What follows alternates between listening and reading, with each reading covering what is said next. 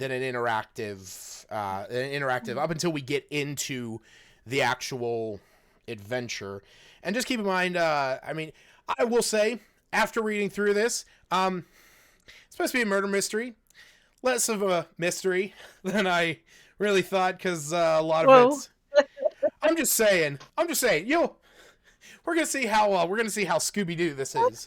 We're gonna, I made myself perceptive in part because no, there's definitely there's definitely investigating you guys have to do, and there's definitely things that you have to figure out. But good. Yeah. So the way this is going to begin, before you all reached Phandalin to learn of its tragic fate, it was on the high road leading from Neverwinter on the way down to the Tribor Trail. It was getting to be towards the eve, and as you trundle, or as you rumbled along the road on the wagon that Adabra had garnered, you began to hear the sounds of merriment and mirth just up the road. Laughter and music were playing, people were talking and telling stories and singing, and as you get closer, you can see there's a small little area, sort of sequestered off to the side of the road, with a number of people standing around talking and having a good time. Adabra sees what's going on, and she takes note of it. She says, "Are these people possessed?" And that's when Iggy pops his head up, and he says, "Hey, isn't that the guy that told us that story when we were going up to Neverwinter the first time?" And you all look over the edge of the wagon, and you can see that, in fact, is the very same Candle, the Keeper of Mysteries. And he's standing there before a small group of people, and he sees all of you on the wagon as the sun is beginning to set off in the distance, and he waves his hand over with a big smile. You all disembark from the wagon as Adabra says that she will stay there as she pulls up the wagon off to the side.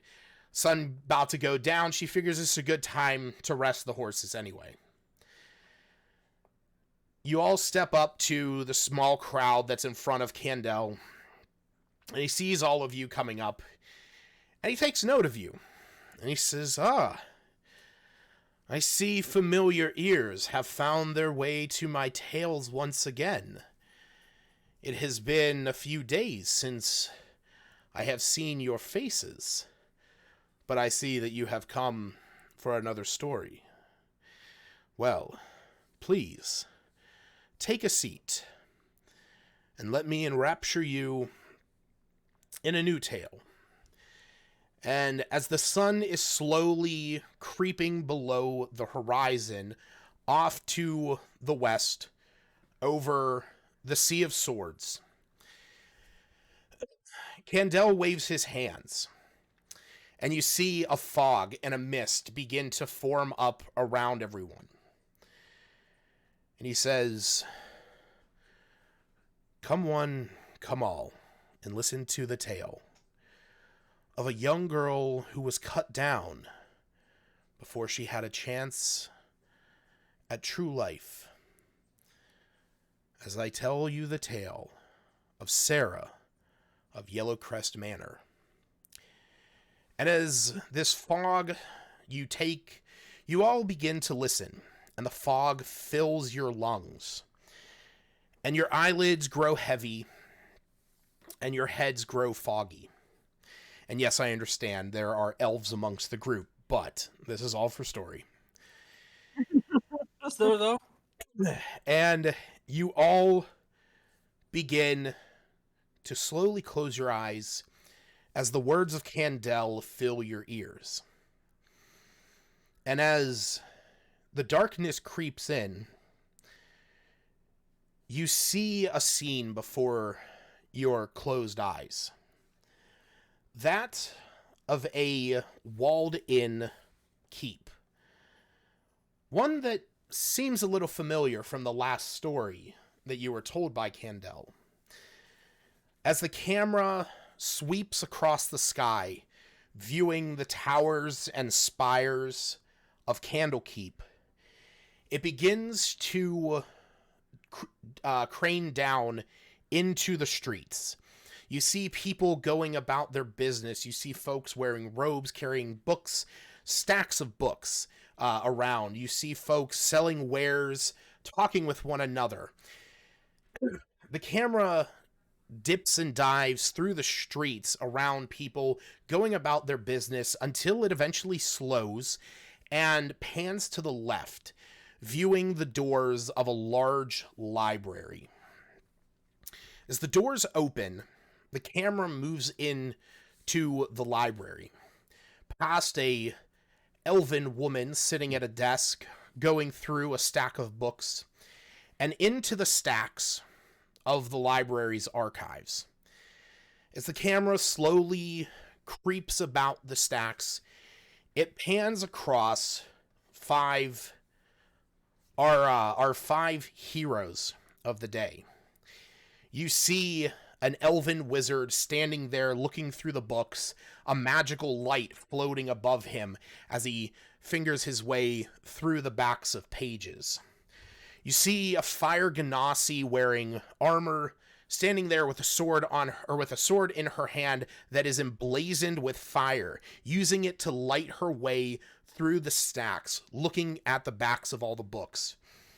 You see a large warforge, kind of hunched and cramped in the small alleys between the stacks of books, looking through them likewise. Then you see, as it rounds the corner, in a smaller alcove, you see a fairy flying there with a dragon, a little dragon-like creature fluttering next to her as she flits about from book to book, reading through the spines. And then as the camera finally makes its way around to a smaller corner, it's a little bit darker and a little bit more forgotten in the back of this library, you see a crimson feathered Aarakocra standing there, going through the books, until eventually he plucks one out. It's a dark brown leather-bound book that has the symbol of a tree on the front with 3 golden gemstones emblazoned into it. And that's whenever this Aarakocra shouts out to the others, "I found it!" Or I guess I should allow Aaron to say that, as that is his character. I found it! All right. So that's where we're going to start. Oh. Good. That's the book we're here for. So as you all make your way over to where this... So, as I had mentioned in the chat before, you have all had this previous vision given to you by mysterious means in your dreams of a young woman calling out to you. And when she was, it was hard to hear her, it was hard to understand her, but you saw this book in your head. And there was almost a summoning to this location in Candlekeep. And you all have arrived and have agreed to help each other find this book and figure out the means to this vision, whatever it is. And as you all round your ways through the stacks back to like I said, a small sequestered corner of this library, almost in a forgotten location, where the other books on the shelves are titleless, tomes of no particular interest.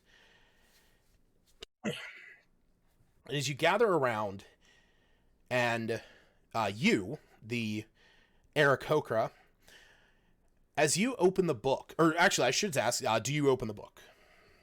Yes, Yes. Can I tell if there's any magic coming from the book? Not not immediately. Like you don't have any specific inclination to feel any kind of aura or essence. I open the book. Okay. As you do, you all see you start to open the pages, and the air around you begins to suddenly grow chilly. A cloud of vapor begins to shimmer amongst the pages as it falls out of the book, growing thicker and thicker on the ground, and as it does, it begins to shift and move. And the mist then coalesces into the vague form of a young woman, a translucent spirit wearing a servant's uniform and bearing the symbol of a tree set by a rising sun on her shoulder, the same one as you see in the book. The figure weeps loudly, tears running down her face. She opens her mouth as if to speak to you, which reveals that her tongue is gone. Moaning in anguish, she reaches towards you. Then the mist shreds away to nothing and the spirit fades. If you look in the chat, that is what the spirit looks like. Oh. She has no eyes. Oh, She no. has eyes. They're just, they kind of look like glaucoma eyes. Yeah. Damn. You know what I meant. Yeah, I do. She got no tongue, though.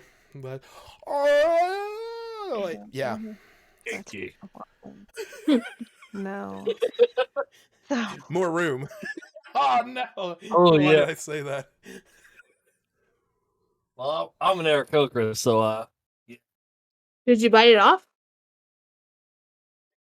what? I mean, I guess that's something you have to investigate.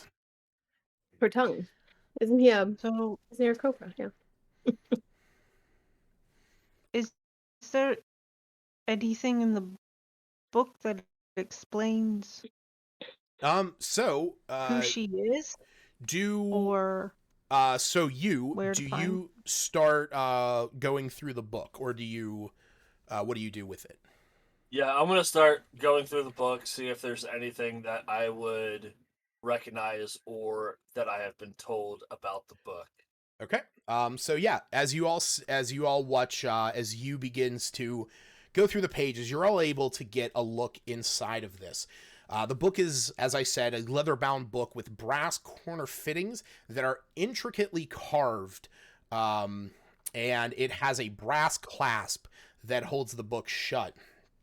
The embossing on the front of the cover is the same symbol as what you saw on the figure's uniform. And is anyone, you know what, everyone give me a history check to see if you're able to notice what this is before we continue.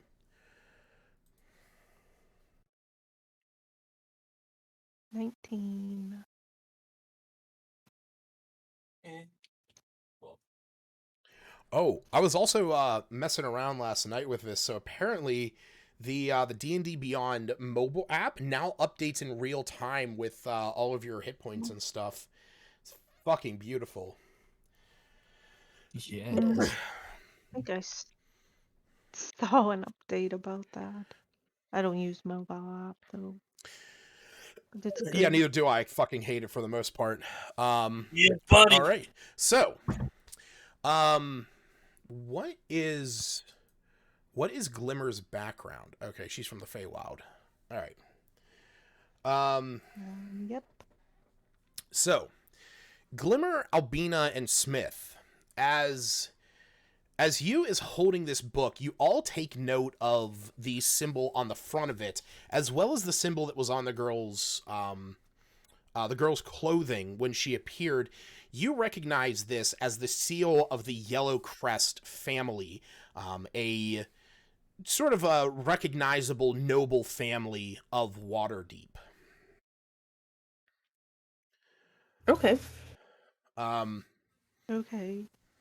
Yeah. so as you begins to flip through the pages, you see that the first page does list it.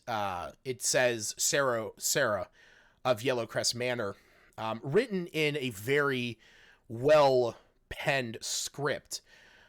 Why is my thing not charging? Oh, there it goes. My charger wasn't plugged in.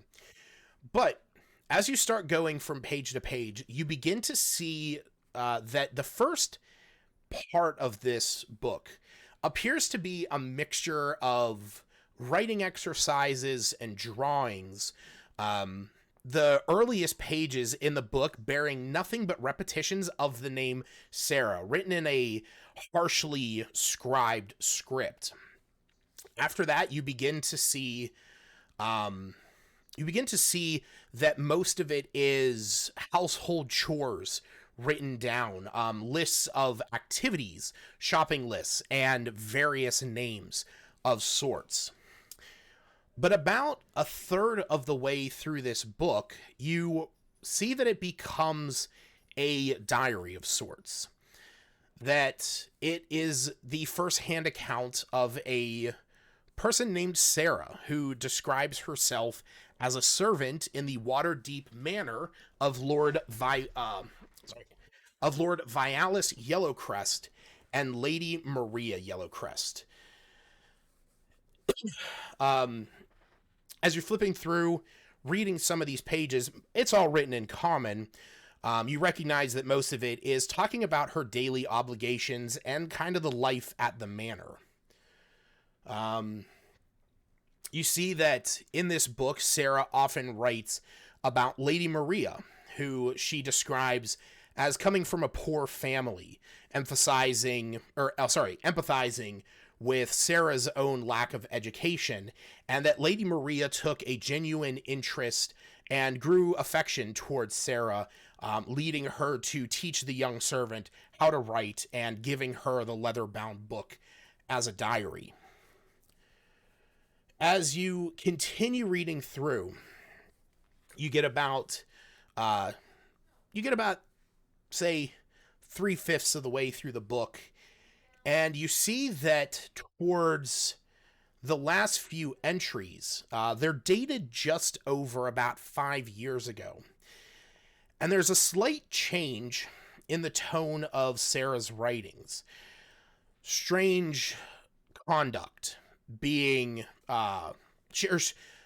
writings about worrying about the strange conduct of Lord Yellowcrest and his habit of spending too much time with ancient books in his study. As you finally get to the last page of this book, you see that it says, "I stole close to Lord Vialis today. He's been talking about this business trip he must be going on. He seems rather hasty and rather confused recently, muttering to himself. I could have sworn that I saw the book he was carrying. It had a strange symbol on the front. I'm not sure what it means, but he's been acting rather peculiar. I should tell Lady Maria about what I've seen." And that is the last words that you find in the book. The only thing that is drawn, or the only other thing on this final page, is the rune-marked circle that she saw on the book that Lord Vialis had.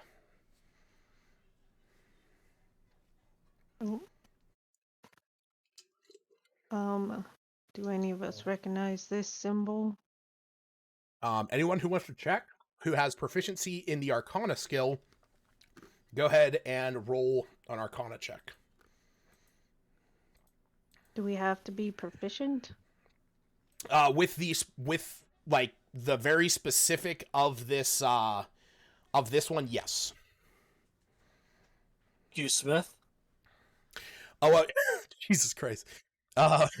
Yeah. So, Glimmer, whenever you say this, you and Smith, almost in stereo, say that you both recognize this as the circle that is part of the ritual casting of the spell known as Contact Other Plane.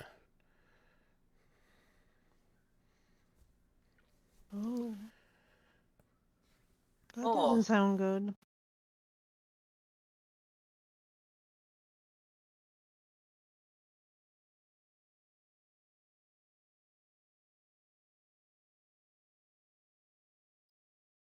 Can either of you tell us what does it just contact planes? Can they travel with this? What does it do? I'm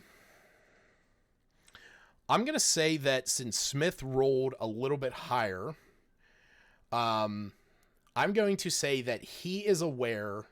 Actually, you know what? I'm gonna say that Smith rolled higher, but also you as a warlock, you're both aware that this spell allows you to contact an extra planar being. Any like could really contact you with any entity from another plane. But that the process of contacting extraplanar beings can strain and even break one's mind. Can't break something that's already broken. That's true. Yeah, I'll share that information with the group. Okay. Okay. Is nothing in the diary Oh wait, where was I that? just got an echo. Yeah, there was a little bit of an echo, but I think it's good. Okay. No, is anything in this diary suggest her, aside from her, not her dad, the lord of the manor, did anything with magic? Aside from he, at the end, he was acting strange. There was nothing suggesting he was Roll me an investigation check. a a wizard or mage of any sort. Did not specify in the book. Well, I mean, you. No, I that's what I'm saying. I'm Yeah, like, yeah. it didn't specify that in the book that I had read. Yeah. There's as you thumbs back through it, there's nothing in there that really tells of Lord Vialis being a mage of any kind or having any kind of powers whatsoever. You know what? In fact, everyone, you know what? Actually, I'm gonna lean it back on those who did well on the history check. So Albina, Glimmer, and Smith. The three of you roll me another history check. Just the three of you.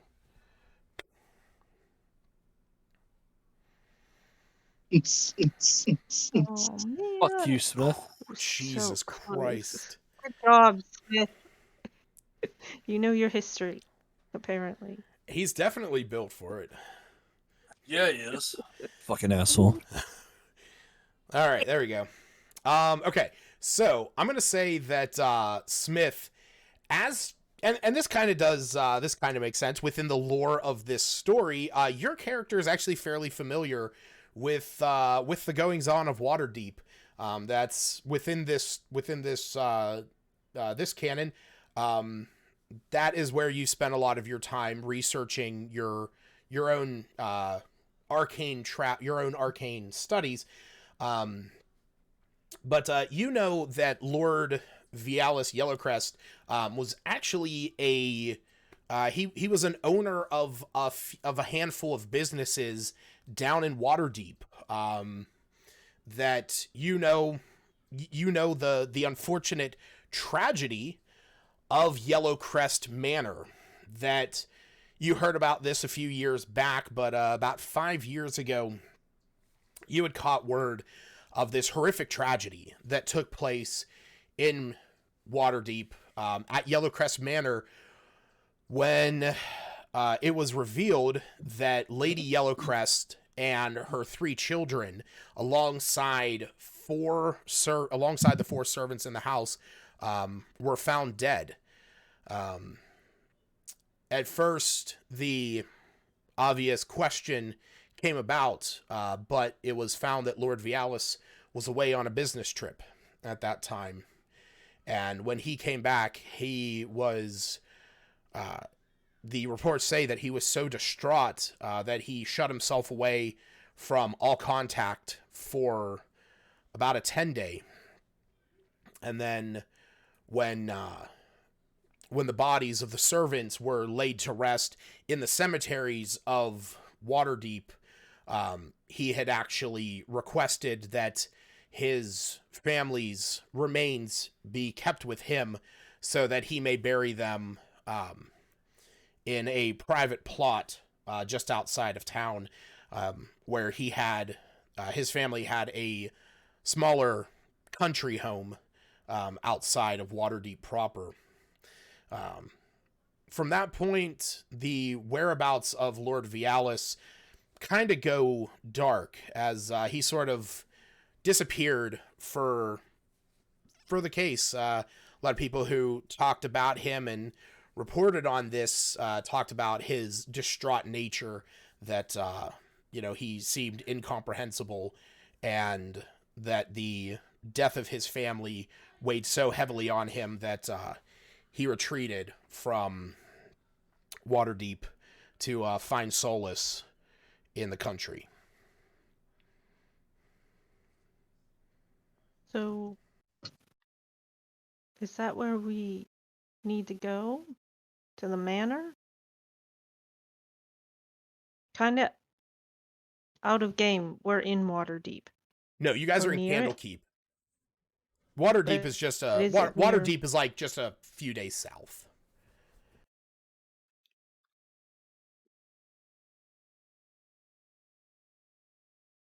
So since we all had this vision of this book, are we heading to the manor? I don't see why not. Hopefully, you give us a little more detail on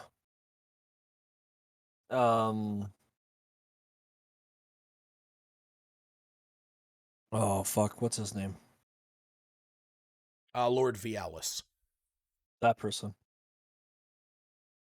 Yeah, I kept typing down Yellowcrest because I'm not gonna remember Vialis. There we go. I did Smith share that he knows this manor? Sure.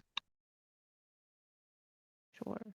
And the whole little story Lucas just said, they were all killed and then laid to rest in 2 different locations. Reasons that made sense, I guess, at the time. As in, we're all aware of this other location. You all you know is that all Smith knew is that the rumors that came up shortly after, story. yeah, the rumors that popped up shortly after the events that took place at Yellowcrest Manor was that Lord Vialis had abandoned or had left the manor and gone out to the country, to a smaller location where his family did often go to. But Smith only knows of the manor and not the other location in this whole Smith history does that not we know of the checked. location of the home in the country. He knows that Yellowcrest Manor is in Waterdeep. Awesome. Well, I think Smith needs to lead the way. We all came here looking for this book. This seems to be an important thing to check into.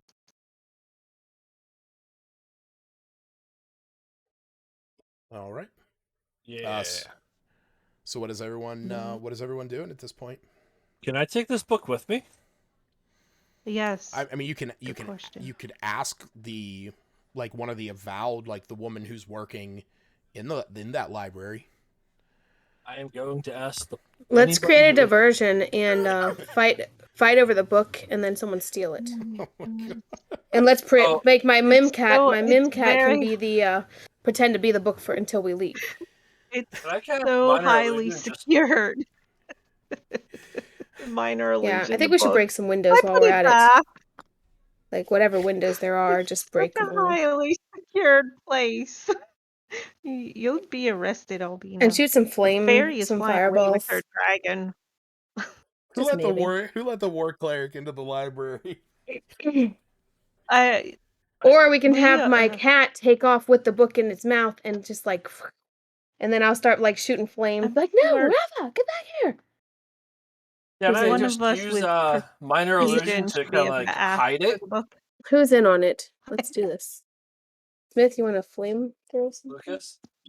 Sorry, what did you say? You?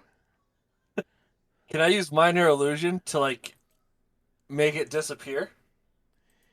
It'll Oh. make it look like my mimcat ate it I mean, as you sneak it into your pocket. Yeah. you can't make something disappear with minor illusion. You can create the image of an object, but that image doesn't move.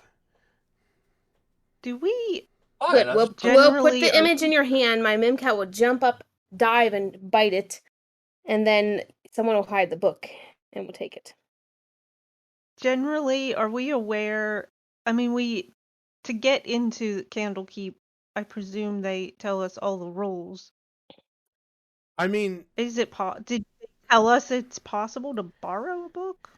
so I will say that you are all aware that just because the amount of like let's burn this place down that's been Like, going on here, I don't wanna you are all just aware wanna borrow. that for a nominal fee you are allowed to copy the details of books, but you are not allowed to remove any of the tomes from the grounds of Candlekeep. All right, I'm going to copy the book in a corner. Okay. It's Fine. gonna take you all day. Fine. Copy. It is going to take a number of hours to copy the book. Do Here's a bag of holding. Just none of jump us in it. invented? Lucas, I'm gonna send you a message because I am not going to copy it in common. I'm going to write it in another language. Mm-mm. One of the languages that you know? Yes. You better be a good translator. All right. Is it? Okay. That's fine. Send me a message. All right. I got you. Because I can read all languages. I mean, you better not make any Sure. mistakes. Just copy it right. I mean, you also know how to write that one at least. Yeah. Did you take linguist or something? What am I missing? No. So underneath of feats and features and feats, Yeah. what was it? It was one of the things that I could pick. You have telekinetic. Eyes of the Rune Keeper. Oh, that's your fucking You know, that's your invocation. The little hovering fairy Right. is gonna be like, how come? Yeah, I was gonna say literally the little hovering fairy can absolutely read what you're writing. Okay. Also, I do want to make it clear, just because you can read all writing does not necessarily mean that you can. Write Well, in it. no, you could write in it. You could read it. You could also scribe it back. Yeah, it's the speaking aspect. That's the pain in the ass one, because that's the one where you need like.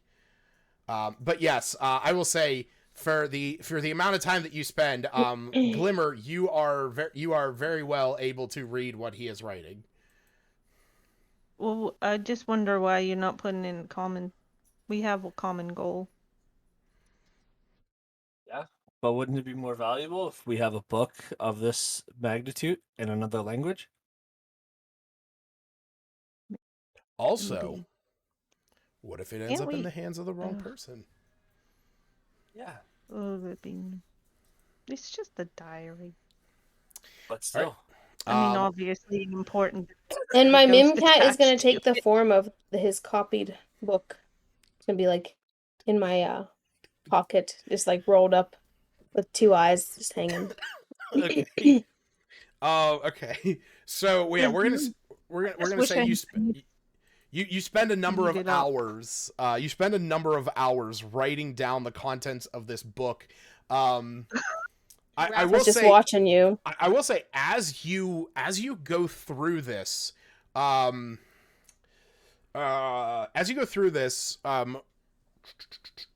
roll me a d6. Boredom chat. Or sorry, not a d6. A d8. My bad. D8. You only, right? Just you, yeah. Okay. I don't Oh, know okay. You got a everyone's 4 both times. I mean, it's bound to be a 4, right? So there is I'm gonna give you two pieces of information that you're able to pick up from this book that isn't automatically wasn't automatically already given to you in your first pass through, but as you are spending the time going through pretty much every journal entry, trying to copy it down as best to your ability.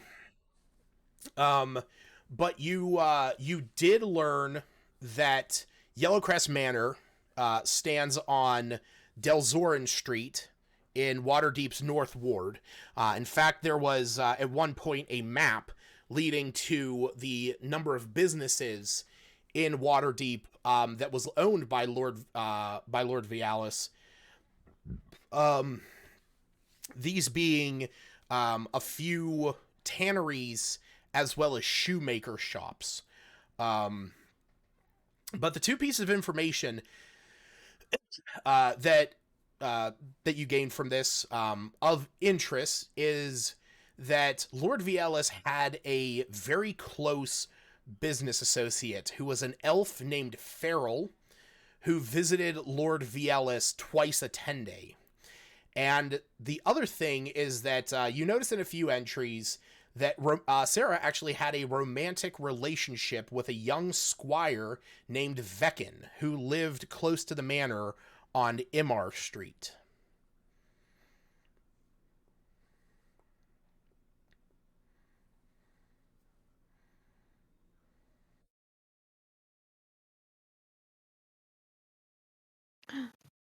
It's not right.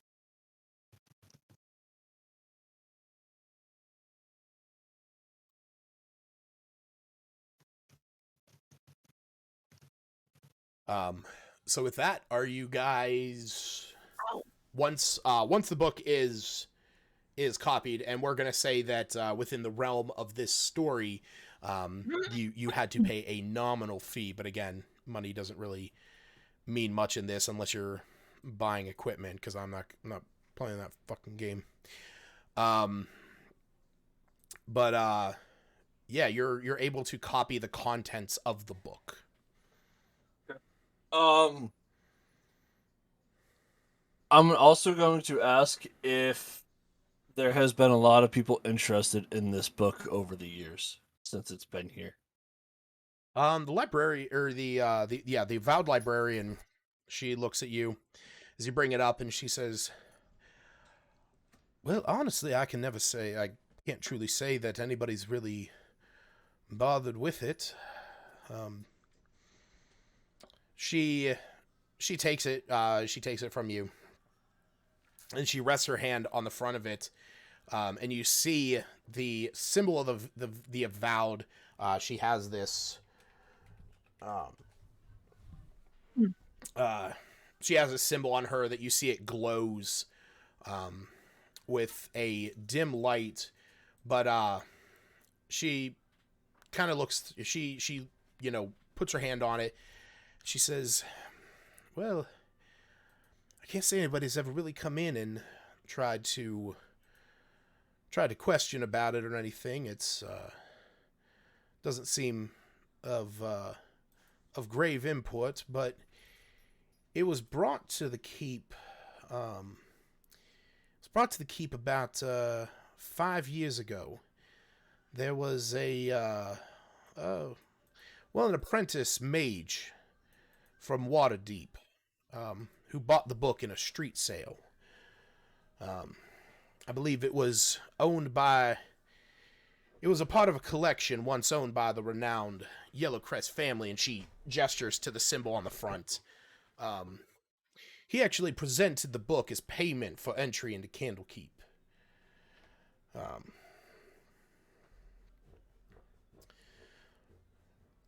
While he's taking time to write everything down, Mm-hmm. I forgot my character's name for a second. Glimmer was gonna, I guess, ask if there was more books about this family, or I guess more books from that collection. I assume he only left the journal with the library.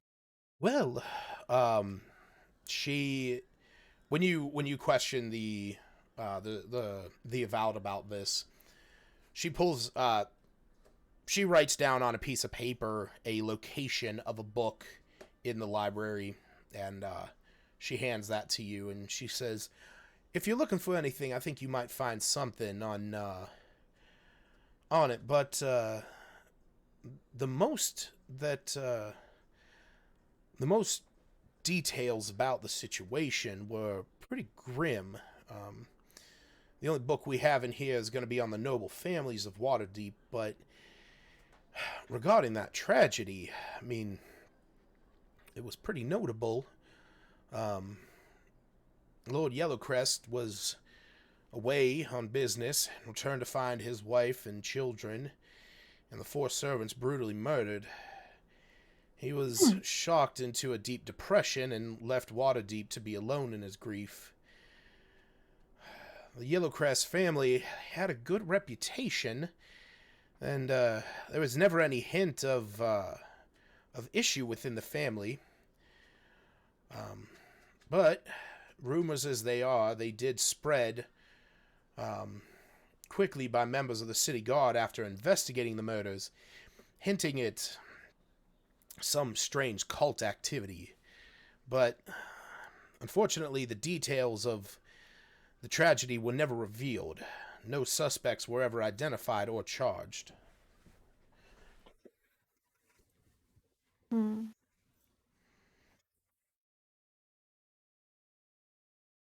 Did anyone survive? The only survivor of the family was Lord Yellowcrest himself. And servants? 4 were found dead. Yes. All had their tongues cut out. That's Oh, just like someone we know. She was one of the servants. she was one of the Well, yeah, servants. that's kind of what I was getting at.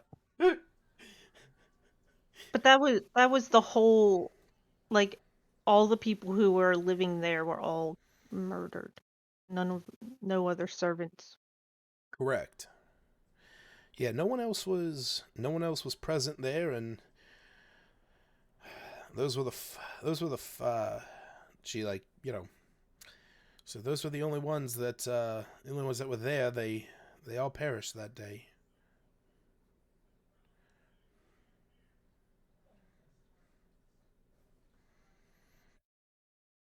Oh. Hmm.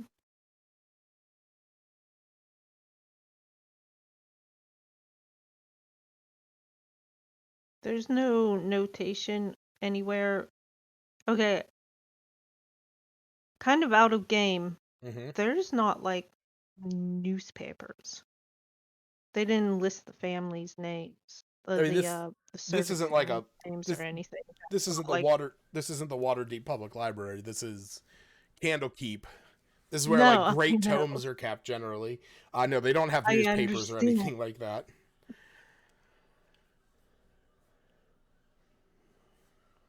I feel like we have all the details we need right now. Whenever I'm trying to think of anything she'd ask in the time it's taking him to write that all down. Can I just say, one of the things that I kills mean, me we about have some this... locations. family names. One of the things that kills me about this map of Waterdeep that it has a red dragon seemingly sitting behind one of the the center palace right next to where it says Great Library. Oh yeah. Yeah. And also there's just two Right here? labels for Great Library. Yes, right there where Oh. it says woo woo woo. And there's also what looks to be a peppermint on one of the northernmost boards. Oh yeah. Yeah, but it's like a blue peppermint. You know. I don't know. Maybe It's there's things honestly, for you to find. yeah, honestly, I do like this map because it is practically a Where's Waldo of random There's BS. half a ship. Yeah, there's half a ship down in the southwest. Doesn't make Well, much that's just sense. to play Minecraft. Yeah. Oh. But yeah, that dragon, I was zooming in, I was like, Great Library, it's written there twice. This whole place got to be a great library. Then I saw the dragon. I was like, fuck. All right. So is that middle tower excited to see me, or what's going on there? Yes. Well, I was wondering where the waterfalls were coming from. There must be a mad source of water in them. You know what it is? It is somebody has a handful of decanters. It is the wizard on top Oh of the building. Lord!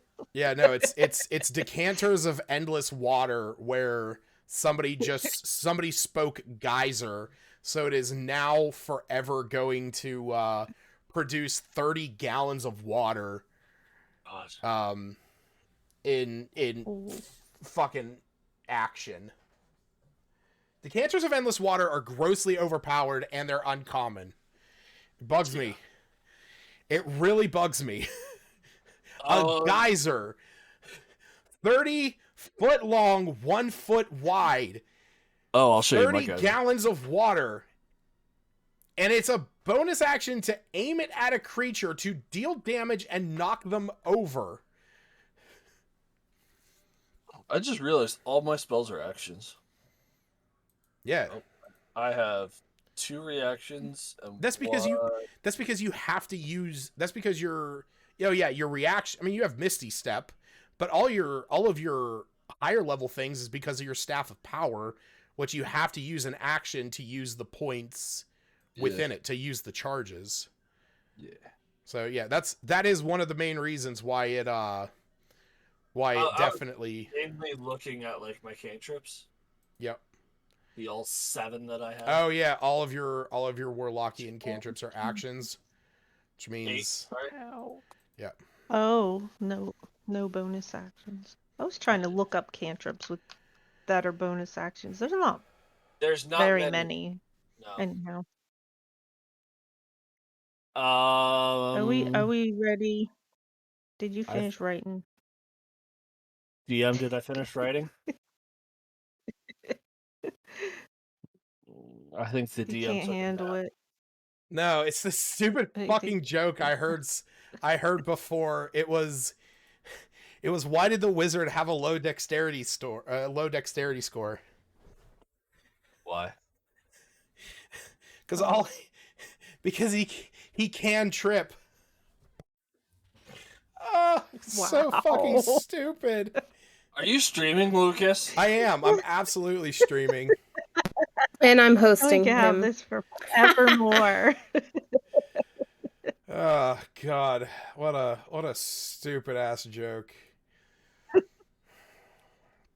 It caused you distraction. I just double checked it. Just double checked it. There are 2 cantrips that are bonus actions, and both of them are druid cantrips. Shillelagh and Magic Stone. Shikaka. Yes, those are the only 2 cantrips that are bonus actions. No! I like Magic Stone. Honestly, I think that's a really cool one. Less people use it though than they should, but I get it. It's like, here, give the barbarian a thing that deals range damage. Let him throw a rock. Or give him 20-foot reach.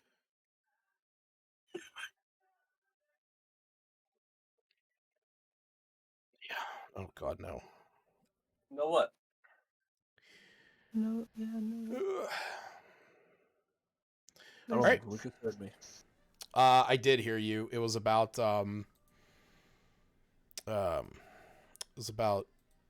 that stupid fucking mistake that Steve made.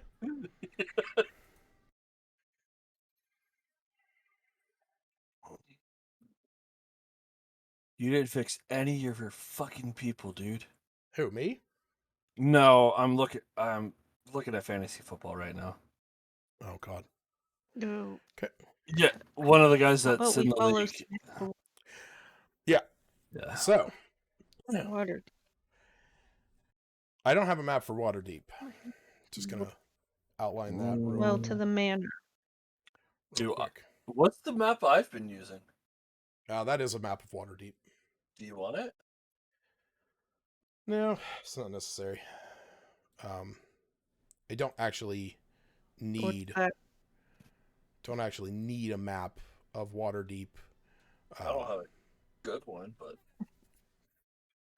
Yeah, if I wanted to, I could find something, but it's not necessary.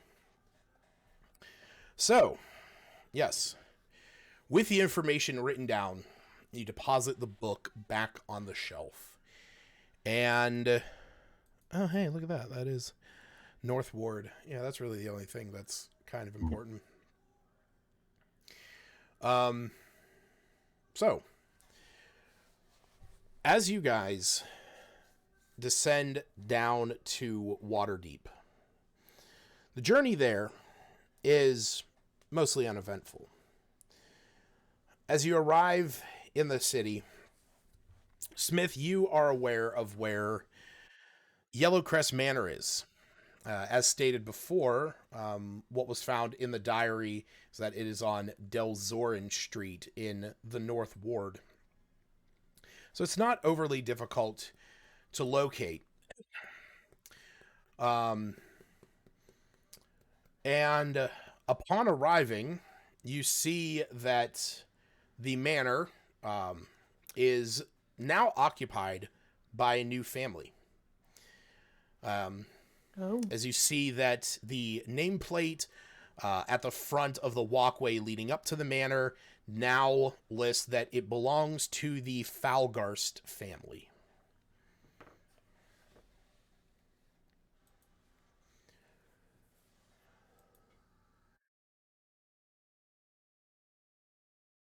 So, Smith, he's most familiar with Waterdeep. Do you know this Falgarst family? Or any of us for that matter?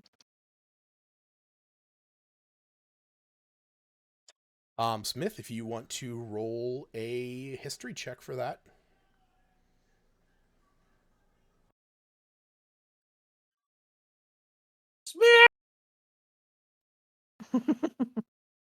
History check. What did you ask me again? If you knew anything about the new family that is living here at the at what was Yellowcrest Manor. I'm gonna say that you know that the most that you know is that they moved into the Yellowcrest Manor a few years after this tragedy. But while they do have a noble status, there's not really very much standing there to really go on. So you don't know enough to really get any kind of major details on them. All right, I'll just shake my head then. Shake your head as in yes, or shake your head as in no. You nod your head and shake your head. All around. He's just gonna shake it, and his hair is gonna fly everywhere. It's just in the wind. All the directions. His hat will come up. Anyhow. Alright. Who wants to knock on this door? I cast Mage Hand and knock on the door. I mean, if you guys are approaching, there is actually somebody there, to greet you. Hey, I still cast Mage Hand and knock on the door. just bypass the reader. I cast Mage Hand to slap your Mage Hand. My Mimcast is gonna jump and eat both your mage hands. I redirect my Mage Hand to shake your Mage Hand.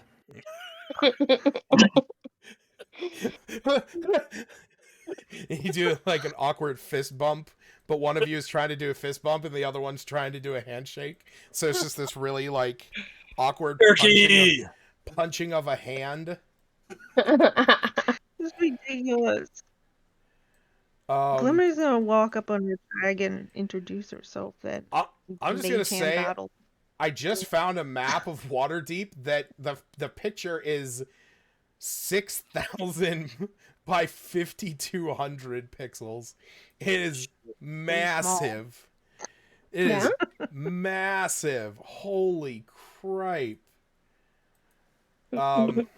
It's just, it has literally every map. It has absolutely almost every building labeled with something, and there's no need for it.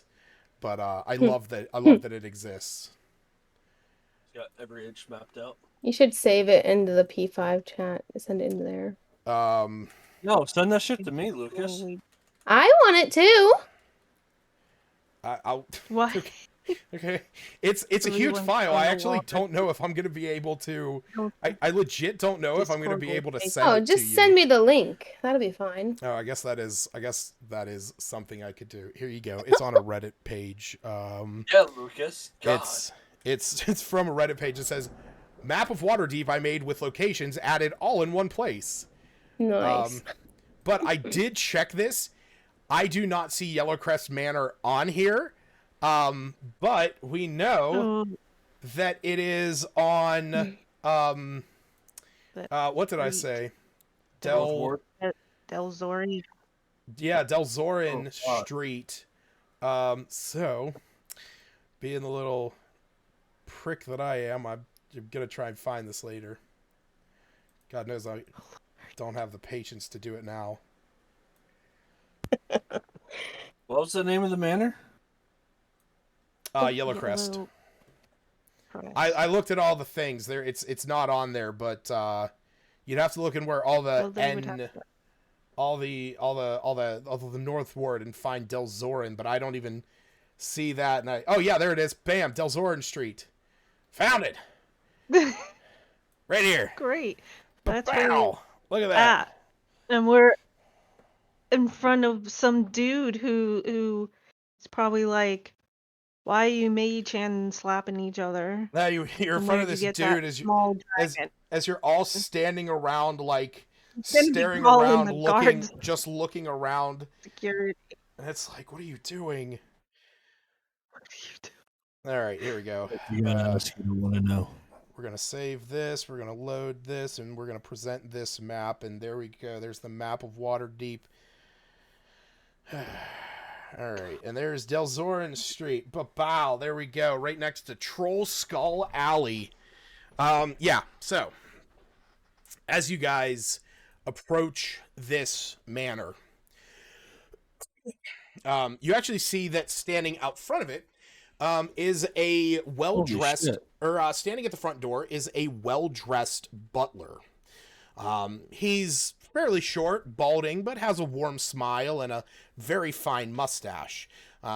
As he smiles at you as you all walk up, he almost gives off a faint scent of wine.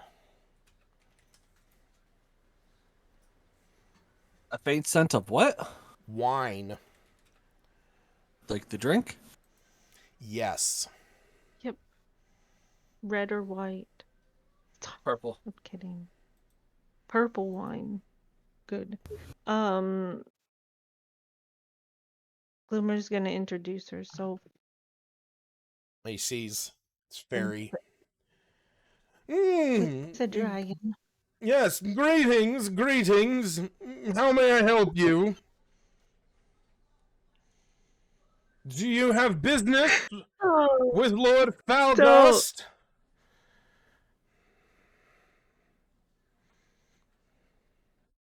Glimmer is more composed than Stacy is, but we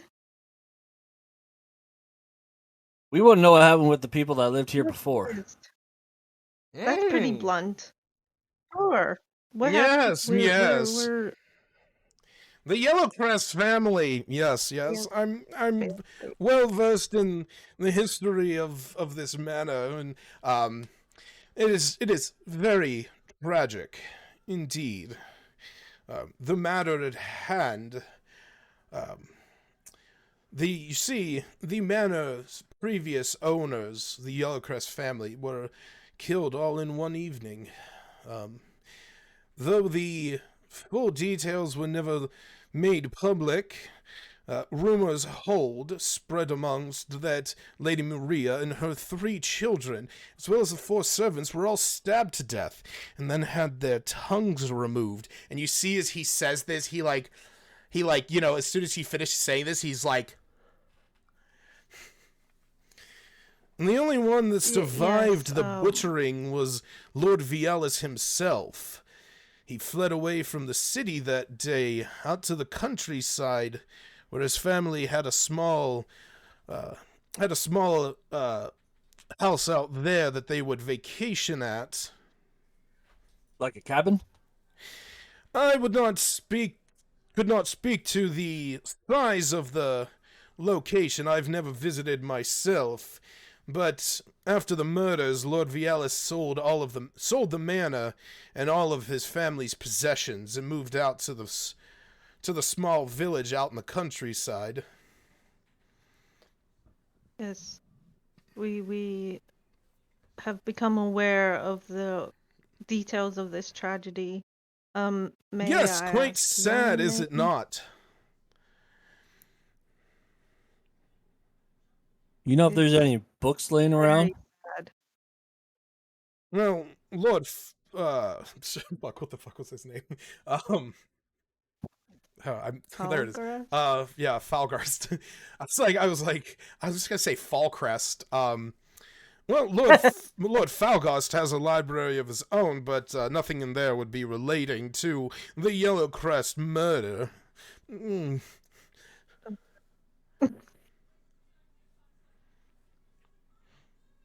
Your noble voice is killing me.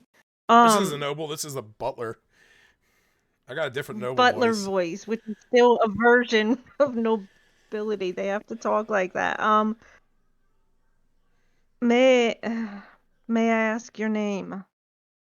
My name is Arnulf. Arnold. Got it. Not Arnold. Arnulf. Arnold with an F. No, you rapscallion, you. And he, sort of, limp-wristedly just, bats at you. It is Arnulf. Talking to this person. Yes, Arnulf. May Is we it a come hard in? D or a soft D in that name? It's a D that sounds like an F. Oh. I would say Willow's looking around with her Not Willow. observant You are not trait Willow. or whatever. Not Willow. Fuck, Glimmer. I don't know who the hell I am. Glimmer. Say you're not a changeling. That's you. I really wanted to be. That's you. You are not a changeling. Yeah, No, is you a is the you changeling. is a changeling. You but, is a but Glimmer changeling. is not a changeling. Glimmer is a fairy. Willow is Glimmer dealing with is looking Willow is around. dealing with zombies somewhere else in the world. Anyway, what did she say? Yes, I was saying she's looking around to, I don't know, observe what she can, and asked if we may look around. We've been, let's say, summoned. Well, if you have been summoned by Lord Falgost, I can go and retrieve him from his study. If you have set up an appointment with him, I'm sure he will be more than amicable to receive you. Give me one moment if you wish. Do you wish me to go get him for you? Please. May we come in? Yes, you may I don't step know. I'm into the thinking this is like in foyer. front of like. Okay. Awesome. What do we see in this whole entrance area? I legit don't have a map for this place, but That's I mean, okay. it is just it's a very well upkept manor. Oh, yeah. You can, yeah, you're in the foyer. There is paintings on the walls, and of different pieces of finery. Yeah, this is oh god, I'm trying to find. You know how hard it is to actually find a picture of a butler with a mustache? Just I can Google that is a butler. bald. Alfred. Alfred? Oh yeah, That's who I keep thinking Batman of. Alfred. Good call. Batman. God damn, Lucas! I thought you were a nerd. I don't like Batman. Seriously. Still, Oh. Dude, I don't like Batman. You don't have to like Batman to you know don't need he to has a like butler. Batman. Oh, here's my favorite one. Oh yeah, no, here we go. No, this is 100% what Arnulf looks like.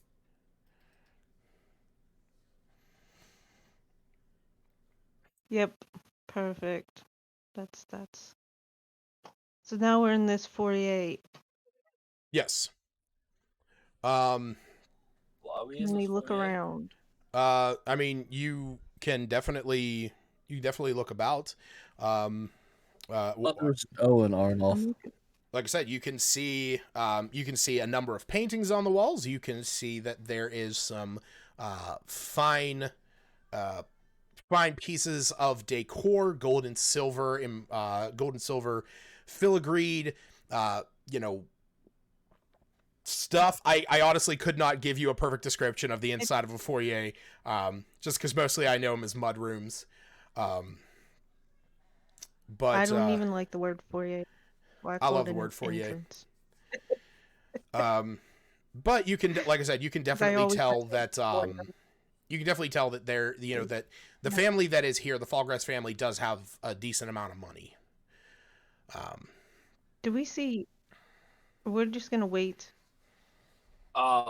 You is going to look at all the paintings and see if there's Okay. anything magical or You can't really garner any specific. I mean, are you casting a spell to garner that information? No, just off of hopes and prayers. Okay. Yeah. I mean, off of some hopes and prayers, you don't really gain anything. So there's, I mean, like I said, there's different pictures. Some of them are kind of what you would imagine as like Renaissance deco of cherubs and various, angels and humans sort of flittering about. You see one that depicts the scenes of a battle. You see another one that is of the family that is living here, Lord Fallgarst, his wife, and their son. But like I said, not really much beyond that you can see right off the bat. Even as you look around, it just kind of holds this. It just kind of holds this essence of regalty and like well-offness.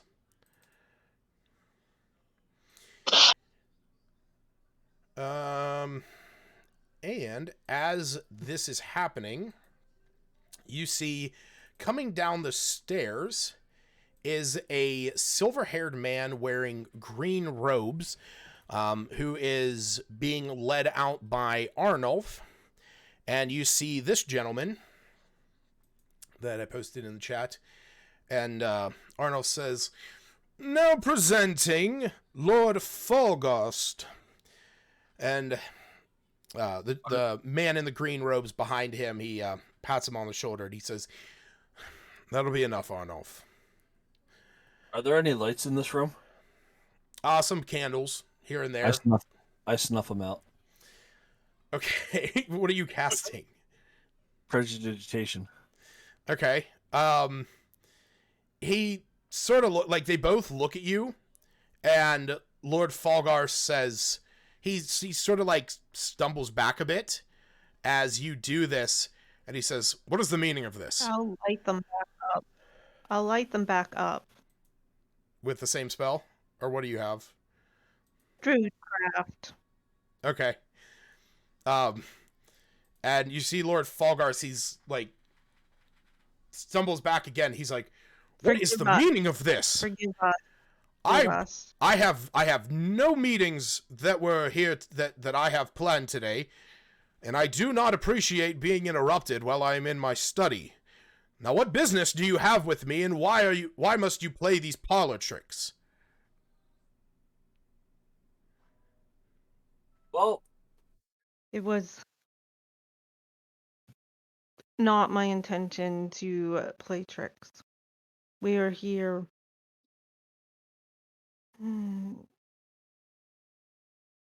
Yes, out with it. behalf of the Yellowcrest. I don't know the other name. The other family. Yellowcrest family. Oh, I clicked persuade. I wasn't. I clicked a roll. I wasn't intending. He says, I purchased the house off of the previous lord. I have no association with them beyond that, and I understand the rumors and the reputation that this manor has, but that was 5 years ago, and I would appreciate it if people would stop coming around here wanting to hear the tales of what happened. I have important business that I must attend to. Does he have any books still laying around? Not so much like laying around there. Mostly what you see on the right here is like there's a few chairs, like a bench that is there offering a seating for anybody that would want to, rest their feet while they waited. Let me re-ask the question. Is there a Yellowcrest library still in this building? So you're asking him this? Yes. He shakes his head. He says, "No. The previous lord sold his entire family's possessions as well as the manor within days of the murder. Everything from there was sold out." Is it insight to tell if somebody's lying? It's insight to tell, to try and gain a better understanding into what that person is feeling, like their true intentions. Insight can't tell you definitively if somebody's lying, but it'll tell you if they're like kind of acting weird or shifty. So. Okay, do I need to roll? I mean, I will say that. Yeah, go ahead. Go ahead and roll. Go and roll for your passive. Like I said, insight, investigation, and perception will always go. Okay, yeah, you got 20. He's agitated as fuck. If he has, well, in regards to Yu's question, if he seemed to be telling the truth about having any possessions from the previous family, or books at least. I mean, you only asked if the library was still there, which he said that all the possessions were sold off, and I mean, like I said, you don't really get any kind of faltering statement with that or anything that might lead you to that he's trying to be deceitful. A lot of what you can tell is that he seems rather impatient and kind of annoyed.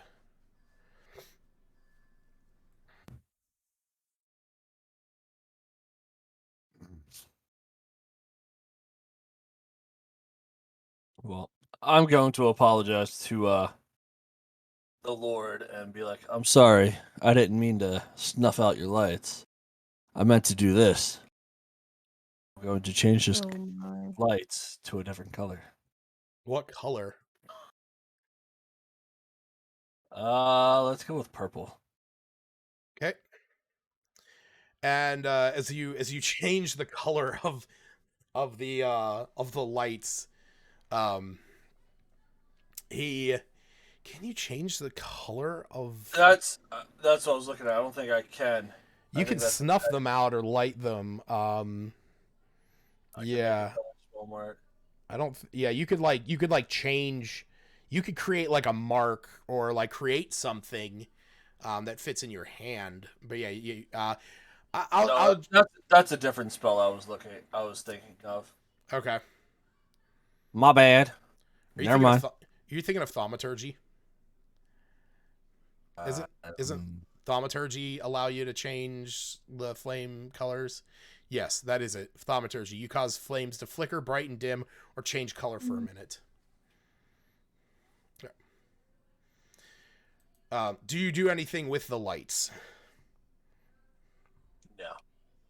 Okay. No, I'm gonna let him be. Okay.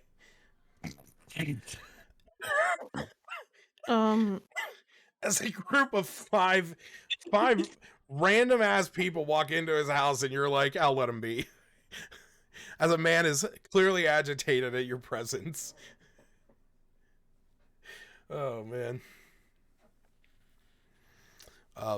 Does anybody else do anything or say anything to him? Yes. How are we like out of game? I can't think of how to get past him except that. Ask him something.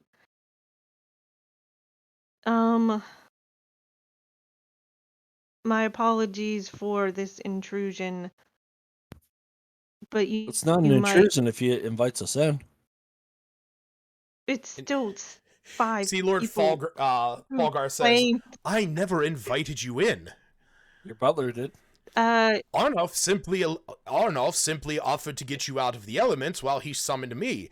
And I'm going to tell you that we have no business with one another. You will find no possessions of the Yellowcrest family here, and I would appreciate it if you stepped out of my abode. But I'm not in your boat. You, sir, are a moron. No, I think I'm actually pretty smart. You have a 0 in intelligence. he just shakes his head, and he's like, Arnulf, I am going to return to my study. If these folk are not out of here within the minute, notify the guard. Please, Lord Falgarst. New name that I forgot. Falgarst.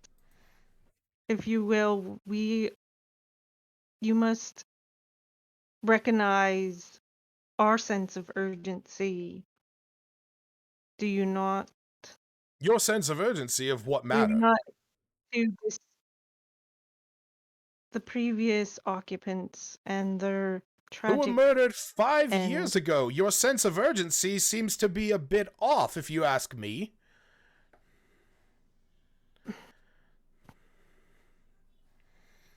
Five seasons of the sun have turned around. Oh, sorry, Steve spoke up. Yeah, Septi just starts walking forward and just basically barges past him. Goes straight into his study. Sir, please, Arnulf, alert the guards! And he's like pulling at you, trying to get you down the staircase leading up to his study. I'm going to run outside and change into one of the guards. And then run right back, guys. you see Arnulf, Arnulf is walking out the door as soon as you do this. And he sees you change, and he goes, Guards! Plum, come quick! And he's like shouting into the streets of Waterdeep. You see people all around that are going up the high road there and going about. They all turn their attention over to where the manor is. And you see, you as you change your form, Arnulf looks at you and he goes, he's trying to impersonate the god! Damn, I was trying to do it so he didn't see me. He was running outside. I know. While this is going on, Cephas, are you just heading into his study? Yeah, that's also where we need to be, I'm guessing. Okay. You barge. You push right past him. You stomp up the stairs. The chandelier up on the ceiling is sort of giving a rattle with every step you take of your hulking form. As you get to the top of the stairs, you see a large set of double doors, and as you push them open, you view into a large room that has bookshelves along both sides of the walls that wrap around the entire place. On the far side is a window overlooking a very like a small garden just behind the manor.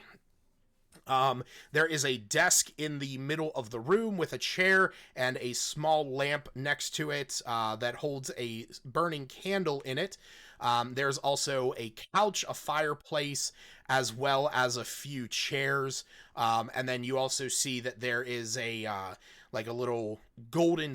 There's like a it's like a golden bucket that has ice in it with a bottle of champagne or wine sitting in it right next to the desk. Fancy. Um, I guess I'll start rummaging through the desk. If anyone's going to be following me up, I don't know. Yeah, Lord Falgarst is 100% like pulling at you and trying to wrestle you back. Okay, I need No. we're gonna say Glim- yeah, that's a +0 to his strength. Make me a strength check there, Cephas, as he's trying to pull you back.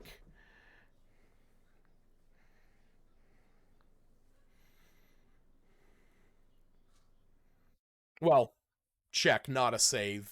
So we'll just subtract 3 from there. Oh, my bad. It's all good. That's a 5. Yeah, he is no match to your strength. While this is going on, as Cephas is marching up the stairs, Lord Falgarst is like pulling after him. Arnulf is running outside. As you see, you runs outside and is transforming, is shape changing into what appears to be a water deep guard. And Arnulf is calling out. What is everyone else doing? What's Albina? Glimmer Yeah. is going to use, oh Christ almighty, thaumaturgy and make her voice a bit more apparent. Okay. That's the one that makes her loud. Yep, Turkey Farmer And makes your say, voice loud. shout what? What? And say to Cephas to just wait a short while and apologize again to Lord Falgarst and say, as her voice lowers some, we really just need an hour of your time. You're not in any harms, right? We have no intention on harming anyone. And as Cephas is We're- opening up the Oh, sorry, go ahead. We're here with, I don't know, a need to help the previous family.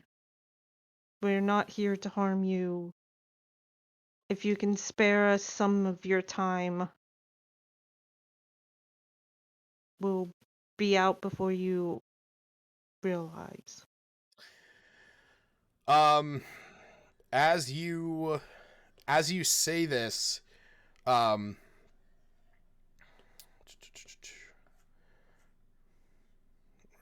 is it at? There it is. As you're saying this, you see the you see Lord Falgarst. He's like pulling back at Cephas, who is marching his way into this keep, or this study that Lord Falgarst has, and he turns around as Cephas is pushing his way into there, and he says, "You need my time. Your hulking beast is wandering into my study. I have nothing to say to you. I have been the proper owner of this estate for the past 5 years. I have nothing to do with the previous family, and I want you out of my house. Albina, as she After sees that, everything, as she sees everything happening, she kind of just has Rafa turn back into his original cat form, put him back in his ball, and she kind of just backs away and heads out to the door, leaving the group. Okay. I don't know them. Come on, Rafa. All right. What were you about to say, Steve? Yeah, after hearing that, he walks over to Lord, whatever his face is, grabs him by his shirt collars, drags us over to this chair and just plants him down in it and says, "My companions are far more forgiving than myself.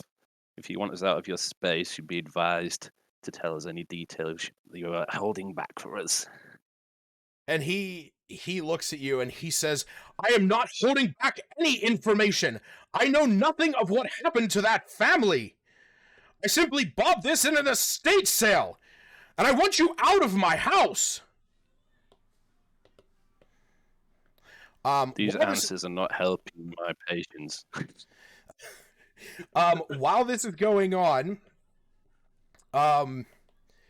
yeah, we are going to say that, Albina, you walk outside as, Smith, what are you doing in this moment?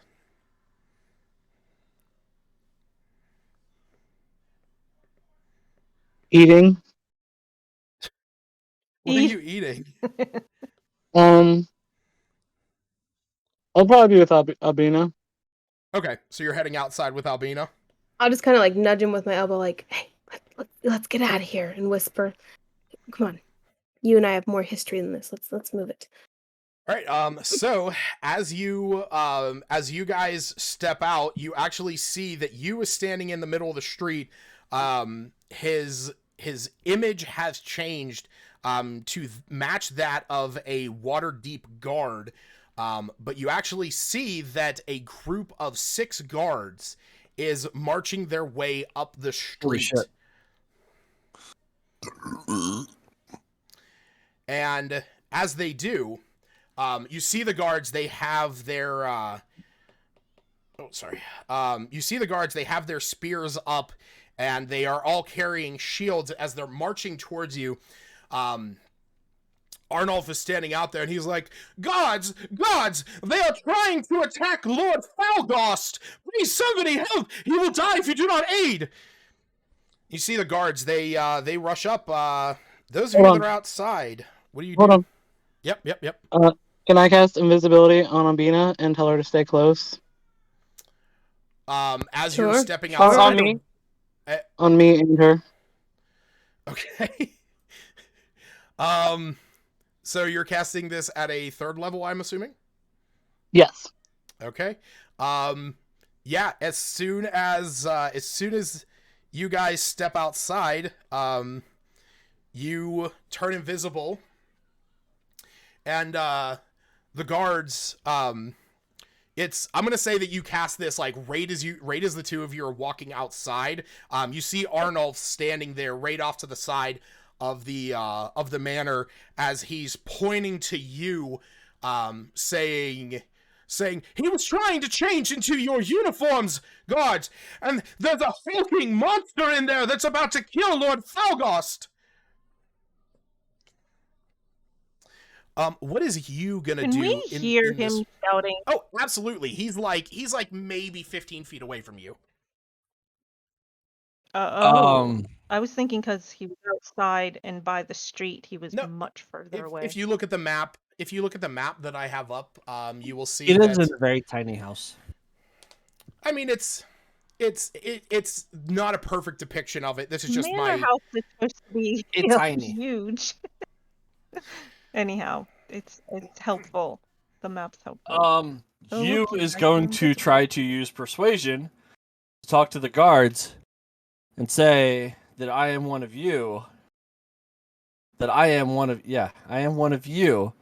Huh? And I came running when I heard this gentleman holler that he needed assistance. Okay. So you are actually going to have to roll deception. And Arnulf is going to be shouting this whole time. He is lying! He is lying! I watched him change before my own eyes! That would be 11. The guards approach you, and they see you standing there in their similar uniform, and they say, the one steps forward, he has his spear pointed at you. He says, if you are one of us, who is the commanding officer? Who is in charge today?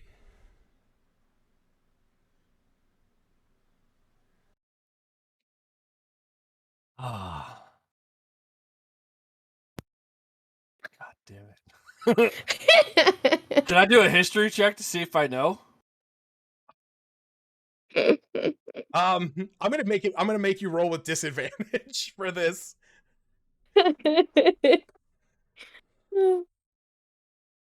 Yeah. Yeah, no, you have no clue.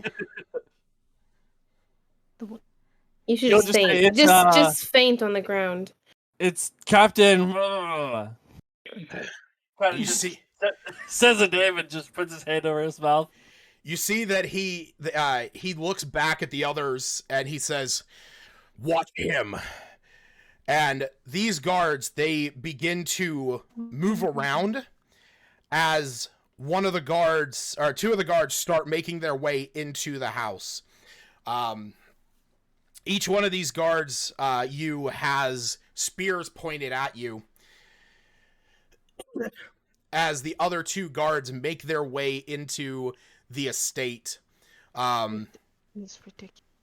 And they see Glimmer there. Arnulf is standing there. He's like, there's 4 more of them inside.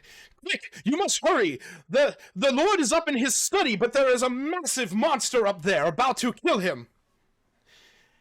And the one that is outside, he says, I'm going to rush and get some reinforcements. We might have a bit of a fight on our hands. And you see that he starts to run he is blowing a brass whistle. Okay, this is ridiculous, but do any of them, especially the two inside, look more in charge? You see, well, they, like, you don't notice anything specific because as they rush in, they see you there. The one takes his spear and points it at you and your dragon as you're flittering about there, and he screams, "Halt! Do not move!" She'll put her hands up and, I don't know, raise her voice a little bit with thaumaturgy. Is Yep. that something I have to... It is Oh an wait, action. it's not been a minute. I mean, it hasn't, like, it's been a few seconds. Like, your voice is still booming. And try... God, this is ridiculous. We're all gonna end up in jail in a second.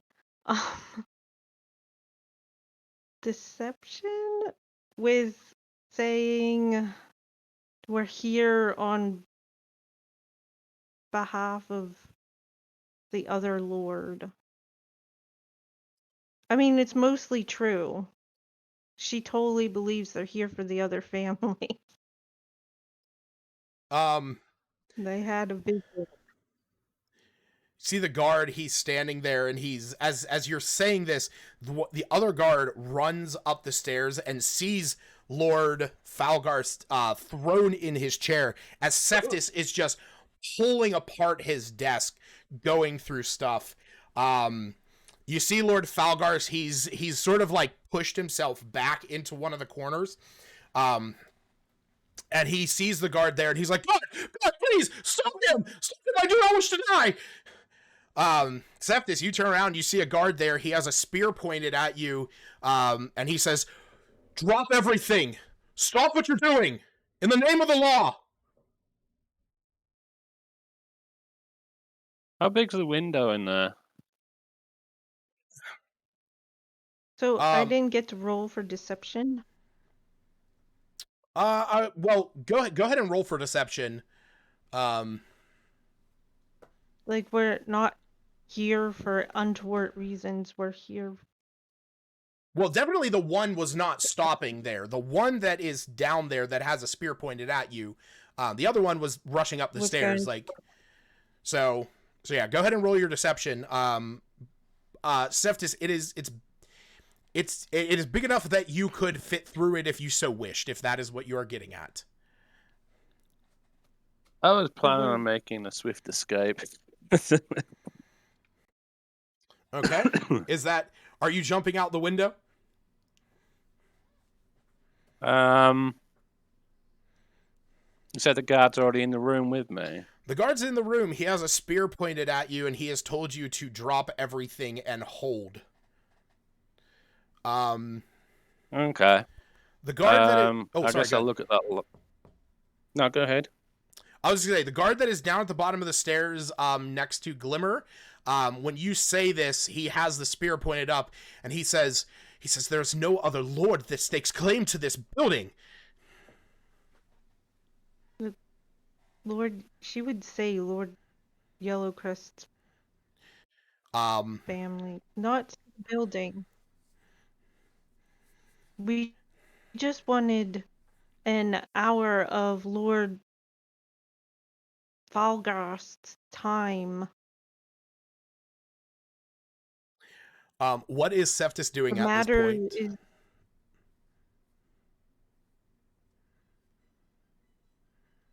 jumping out the window. I'm assuming I didn't find anything of relevance in the desk that I'm looking through. I mean, you went through there. You found some of his own business dealings. The guy owns a few blacksmiths in the area, as well as owning a winery further out in the country. And mostly what you have found is invoices, meeting schedules, and stuff like that. Okay. I guess I'm gonna grab that bottle of champagne that was in the bucket and throw it at the copper. Okay. And then just about face and fall out the window. Go ahead and roll an attack. You're gonna use this is going to be yeah, so make an attack with your longbow, because you're gonna have your +4 to hit with this improvised weapon.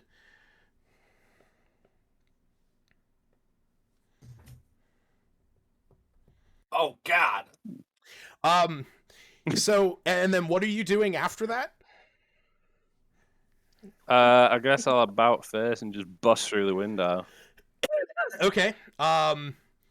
So while this is going on, and Glimmer is down at the bottom of the stairs, when you say that you were just simply wanting, an hour of Lord Falgar's time, you say he has his spear pointed at you, and he says that gives you no right to attack him. What? What's the fact? I didn't attack anybody. What is going on the He's outside between you, Smith, and Albina?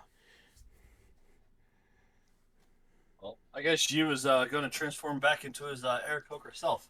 Okay, and you see the guards. They all sort of they sort of like shuffle back a second as they see you change, but they still have their spears all pointed at you. What are the rules with this invisibility? Like, what can I do and what can't I do? You are invisible, which means that you can't be targeted. Anything you're carrying or wearing is invisible for up to an hour. But if you attack or cast a spell, then that goes away. Okay, that's what I was trying to figure out. So it's just for me, right? Yeah, the two of you are the only ones that are invisible. I'll just reiterate, just stay close and just observe and stay out of trouble, I guess. I don't know. I have to stay like right next to you, or like No, You as long you as can't see me. Yeah, I'm gonna just see what's going on with you, yeah, and like just stay far enough away from the guards that I don't really have to like worry about them hearing me. yeah, like you can't see Smith next to I could you. just hear him. You could hear him. That was about it. But Albina's yeah, just gonna grab his just grab onto him and be like, "Okay, I'll follow you." okay. What is Wu doing? Where are you guys moving anywhere? Are you like moving away from? I was thinking of moving over like left like 3 squares over, and is that like a light? What is that? Yeah. There's like a corner here next to the Yeah, I was building. gonna like say we should just hide in that corner Yeah, that sounds good. Like I want to stay close, but I don't want away to. from the Or door. yeah, So, exactly. What is Wu doing during this time? You? I'm pretty sure Wu is a different campaign. Or buddy. sorry, what is You? you doing? My bad. Yu is going to cast minor illusion to Okay. fluff out his wings. Okay. The guards all have their spears pointed at you, and the one shouts a command. He says, "Do not move." I'm not moving. All right. So Seftis, you As he are pulls a finger out of his bag. okay. You started this, Lucas. So Seftis is jumping out of the window behind. Is that correct? Yeah. Okay. Seftis, what this looks like is Seftis, you grab this wine bottle and you chuck it at the guard's head. It hits him and splashes up. You see some blood. Sort of, you see the glass of it has cut his forehead as a spout of blood shoots out alongside this. Roll a d4 plus 1.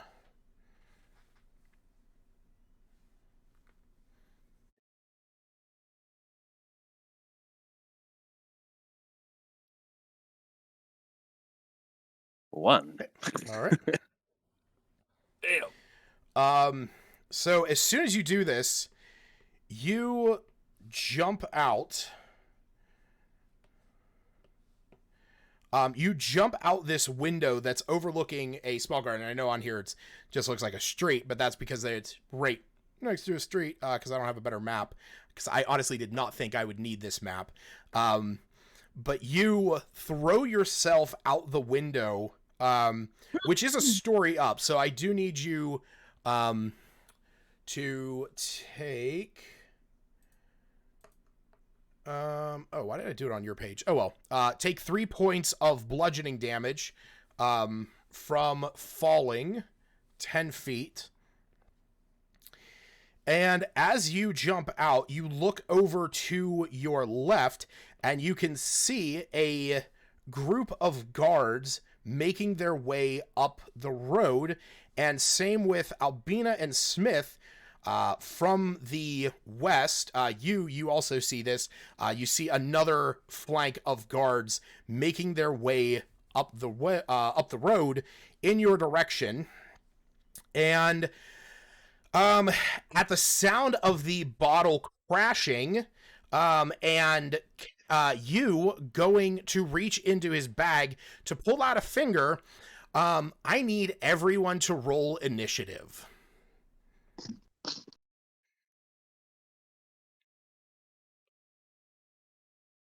Really?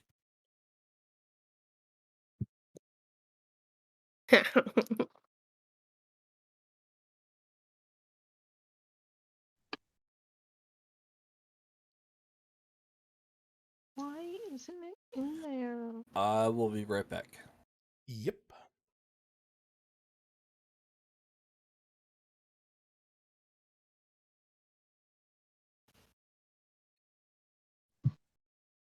Sorry, I was trying to find something and I know I put it in there.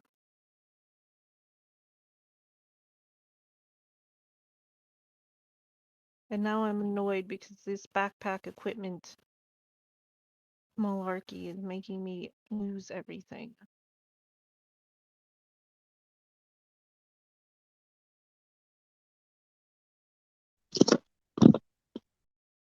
All right.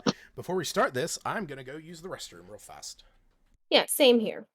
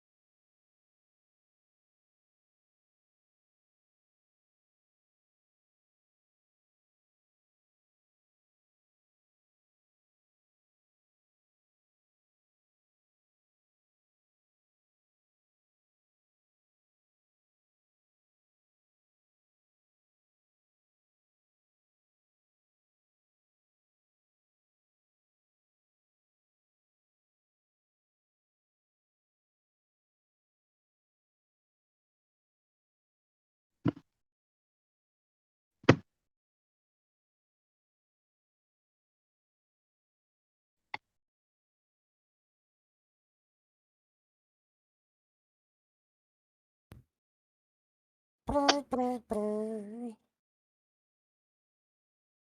three, one, five. Wait, where's 5 at? 5's up there.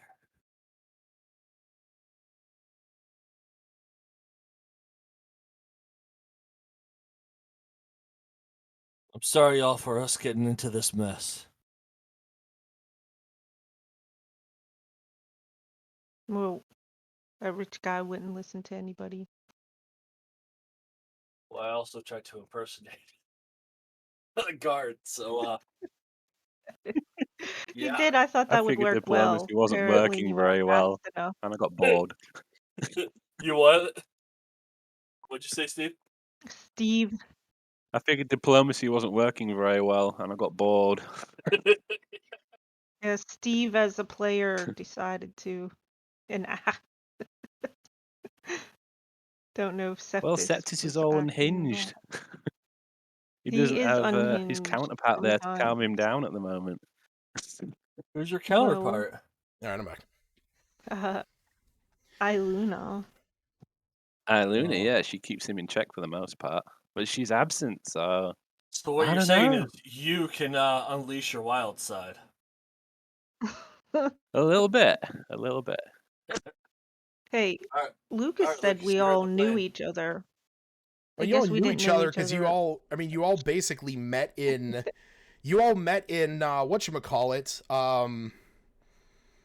in Candlekeep, like you met along the way to there, or you met there, and it was like, oh yeah, we all had this dream, we all had this vision, blah blah blah, and so like that is what you guys know. That's all we knew of each other. Yeah. Oh, shit, I totally wanted to. I had a question before I ran off to the bathroom, and now I forgot. Oh. Okay, what's your question? We have Well, I pizza. didn't remember. I No. thought it. I like pizza.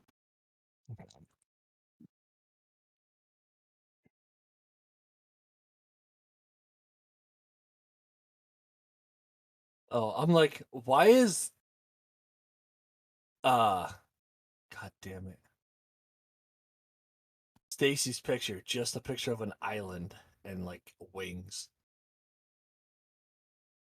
What do you mean? It's not an island. Well, no, from the image for the thing, your name covers your character. So all I see Yeah. is this here. island and like wings. I'm like, Oh, on your actual character sheet on D&D Beyond, because you have that picture, Oh, and you my have that name is new. covering up what it's a picture of.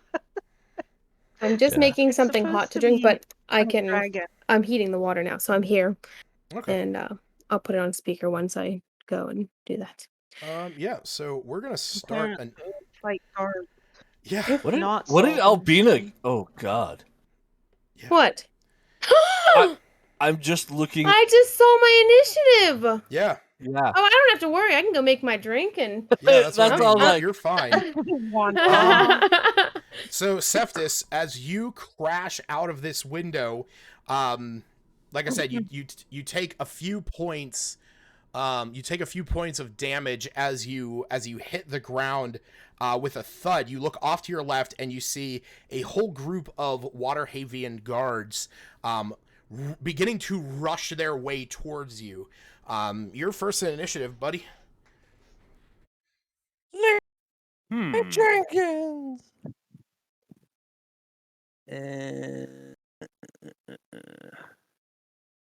If I can move into these alleyways, yeah. Yeah. I mean, like I don't have beyond what you see here on the map, so if you're moving really far down the alleyways, we just kind of have to do theater of the mind for those particular parts. Okay, it's just so like there's not like 6 of them surrounding me at once. Basically, I Sure. figured I can get down there because they can't double back by the looks of it. All right, I'm gonna go down to here then. Okay. I guess I'll wait there, and I will start raging. All right. Oh my I'll god. guess I'll wait to see who wants to come and see what's cooking in the alleyway. Yeah, they definitely see you. I will also say that off in the distance, down this way, you can see that there appears to be another group of guards charging up that direction. Those ones, though, it's actually what catches your eye as you are. They do seem like they're a little bit more of a distant way away. You actually see as these guards are running through the street, they're pushing through people. There's about 4 of them from there's at least 4 of them from what you can see. But you can tell that as they are running through the streets, a few of them are pulling out their swords, which are being engulfed in flame. Oh God. Oh my god. So, Glimmer, yeah, as you hear a bottle crash upstairs, you hear a man as he stumbles out the doorway. Doesn't topple down the stairs, but you see the guard here. He tightens his grip on the spear, and he's like, "Don't try anything funny." Her hands are like this. She's not Yeah. trying to squat. Oh, you But- also hear the massive sound of a crashing window. Oh boy. So she can't see. You have any no of clue that? what. No, you have no clue what just happened up there right now. Well, Septus was up there, she has some clue. Mm-hmm. Big, No, huge she guy. doesn't. Um, Never met the dude. No, just like some big thing and then a big crash. She has some idea. Maybe For all he you didn't know, go out the window. for all you know, Lord Falgars has been thrown out the window. But anyway, what are you doing? Well, see, I was imagining the scene differently, and she could see Septis before, so I'm confused that why all that would have changed. Like she was right with Lord whatever the hell his name is. Yeah, because Septis pushed up the stairs. Lord Falgars went up there, and you didn't say that No, you were going up into he the study last with him. started talking. Oh.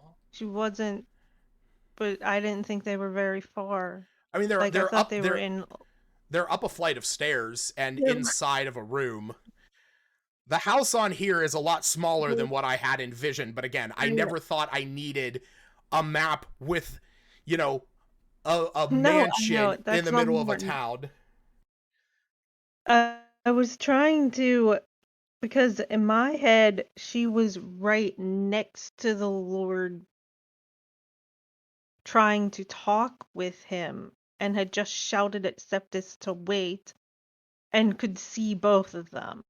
Yeah, no, he And then the pushed. guards came in. Yeah, he pushed up the stairs. Lord Falgars went up with him. You did not say that you were following him up the stairs. And then that's whenever No, the yeah.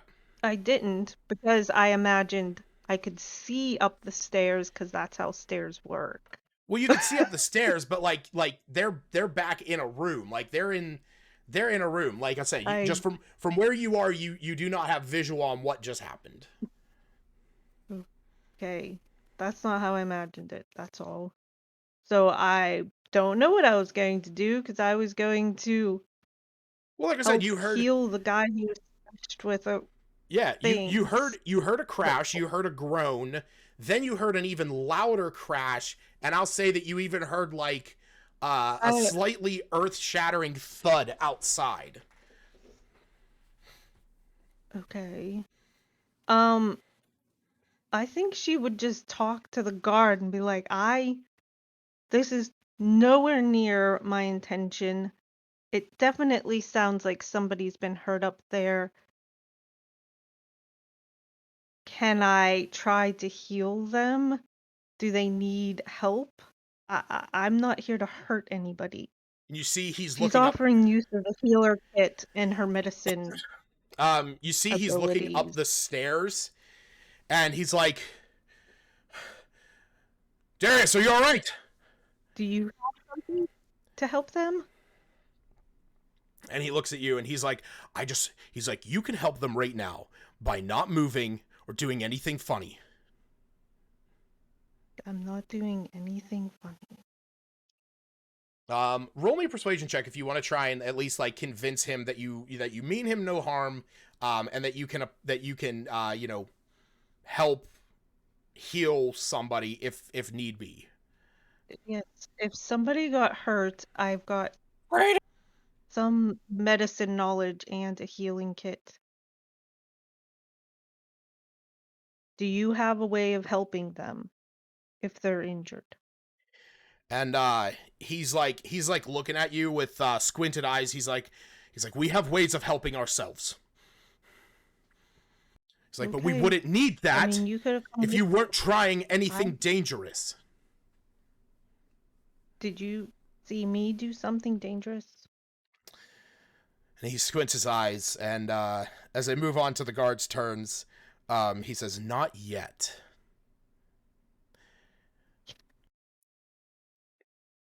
All right. Why wasn't my roll better?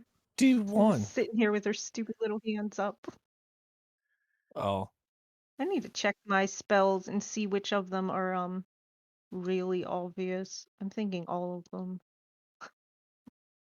She starts whispering shit. The guard's gonna be like, "The hell are you saying?" So you see these guards. You see a troop of these guards. They are making their way up the road as quickly as they can. moving in tandem. Oh. Since you have not actually made an action, these guys are just going to ready. But these ones down here, seeing Cephas jump out the window, they are going to make their way over as quickly as they can. The guard that is at the top of the stairs, he is going to come rushing down the stairs. You see he has his shield in his hand. He's holding his head with it as he rushes down the stairs, and you see blood trickling down his face with his spear in his other hand.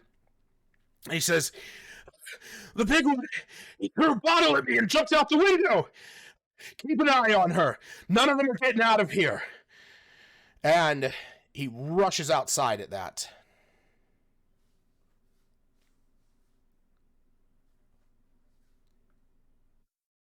Did that one take any damage? Because I didn't roll for damage on that guy. You rolled the D4. That was what I had you roll that for. Because it was an Oh, that was the improvised damage. weapon. Okay. Yeah. Yeah, improvised weapons are pretty minimal damage. True. I will say, I will say this. Had you wielded it like a club, I would have given you it based on strength, but you were technically going on dex because you were throwing it at him. All right. You can see that there's a new group of guards that has rushed up from the western side. The guards that are around you all seem posed and ready to attack depending on what you do next. So what do you do next? Ooh, that doesn't work. I am going to.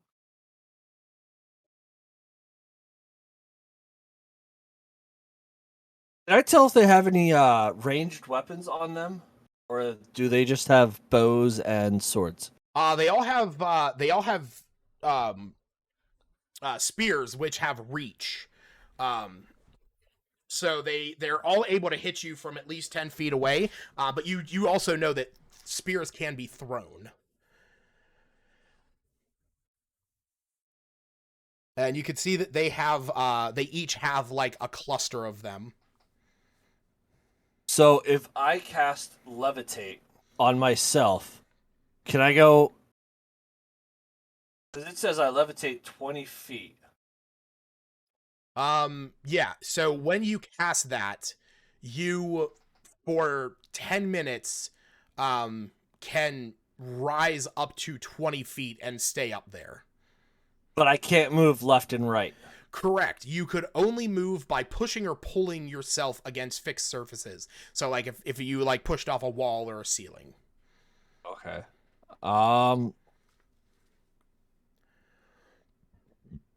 If I back up, will that trigger? Oh yeah, baby. Really don't want to cast this so early. I guess I'm going to tell them I will see them on the other side. Oh, And what no. are you casting? What are you casting? 20.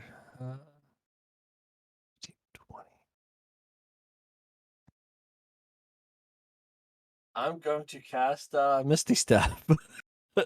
Okay, where are you Oh, teleporting you're not yourself gonna to get within 30 feet? On top of the roof over here. Oh, Okay. my goodness. On a roof? Why All not? right. And then I'm gonna move my other 5 feet here. Okay. I'm gonna move here. Are you trying to avoid detection? As you shuffle up this rooftop after just teleporting up there. Does Misty Step include the height of the building? Because You teleport up to 30 feet to an unoccupied space. As far as I know, that does not exclude verticality. I mean, I've only ever used that type of stuff straight on, but whatever. Yeah. Well, yeah.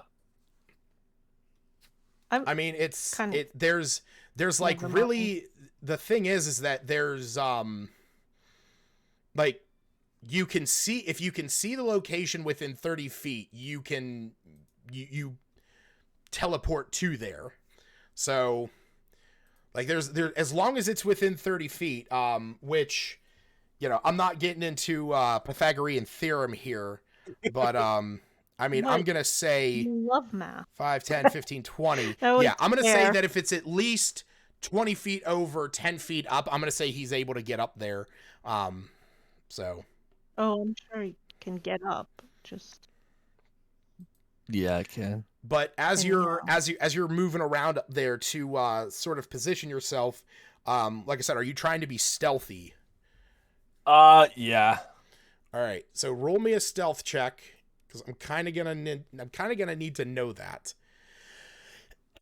Okay. We're never solving this mystery. I will say, Always Sorry. fighting. not how I thought this was gonna go. I'm Right. sorry. He already moved. Well, I can still technically definitely use didn't an expect- action. Yes. You better be sorry. Well, sure. Yes, actually, you can. You do have your action. Sorry. So can I hold my action to whenever one of my allies gets attacked, I can cast Eldritch Blast? I'm going to say, only because I'm going to be very nice, and I'm not going to. You would be wasting your action. Glimmer is still inside the building. You have pretty much no vision on her. Cephas is down an alleyway behind the building that you're on, and you can't see him from where you are either. And Smith and Albina are entirely invisible. How couldn't I see Septus though? Because he's behind a building and down an alleyway. Yeah, I'm on top of a roof. Okay. Physics. Look at this line of sight there, pal. Yeah? Do you want to There's a whole move roof on now. the roof within line of sight of him? Yeah. Okay. Can we go here? Yes. Okay. There. All But right. does that mean he's going to be visible then? Yeah, Too? he's totally visible. Any guard that looks up is going to be able. Any guard that looks up and around for the thing that just teleported away is definitely going to be able to see him. But yes, from there you can see Cephas. As you teleport, as you move over to there, you see Cephas down this alleyway. He's just, the ground around him is sort of like shifting and lifting with like this look of magma, as all the internal lights from within him are starting to glow with this rage and fury. Can I make lines or no? No, but are you just wondering about the distance? I want a 20-foot. What do I want? A 20-foot what? What do you want? A 20-foot what? 20-foot sphere. I just want to see what it looks like. A 20-foot sphere centered on you, or what? No, I just want to see what it looks like centered about here. Just out of curiosity. That. Okay. All right. All right. That was it. Okay. Like I said, these guards down here, they are rushing into position. This guard is going to roll a perception check to try and find you. With nary a glance, this guard, as you teleport away, he hears this thud from up above him. And he turns around to see you scrambling across the roof and getting to position, as he shouts out to all the other guards, "He's trying to escape!" And he is going to move over here and is going to throw a spear at you. Oh, wouldn't his perception check be his action though? Oh, you know what? Actually, no, you're right. You are right. Good call. Yes, you is. I'm like getting screwed here. Come on. Yeah, no, yeah, you're right. All right, Smith and Albina, the two of you, or sorry, Smith, you see this guard getting into position to throw a spear at you as he is up on top of the building, and you heard the same crash and thunder from out back.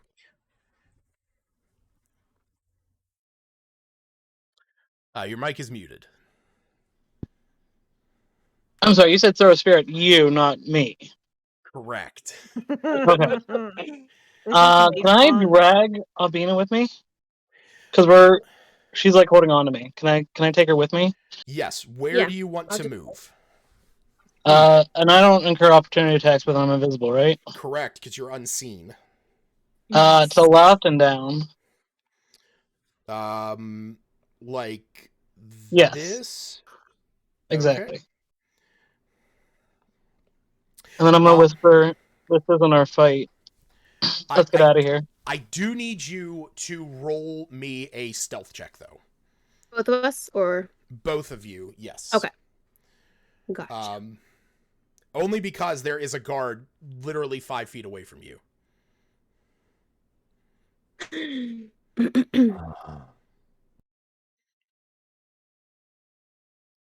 You know, I'm not gonna lie. I was like, man, you know, as I was reading through this little adventure, I'm like, huh. Nice. What did you get, Smith?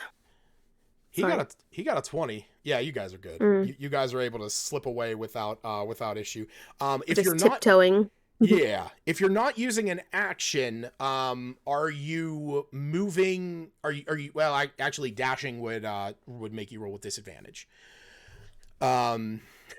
When I was first reading this adventure, I was like, oh, this will be fun, you know, little murder mystery.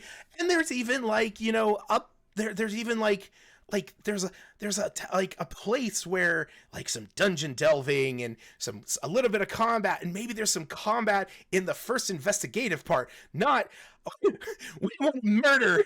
We want to attack this innocent man. I did not initiate this. We don't know. We don't know if this man is innocent. We know nothing. He thought we wanted him to attack. He could have paid someone to murder those people, and he just wanted to buy that. No reason. Arguably, you showed up at this man's house. We turned the lights unannounced. Turn the lights. Your warlock magically snuffed out every single candle in his house, and then this fairy relit them.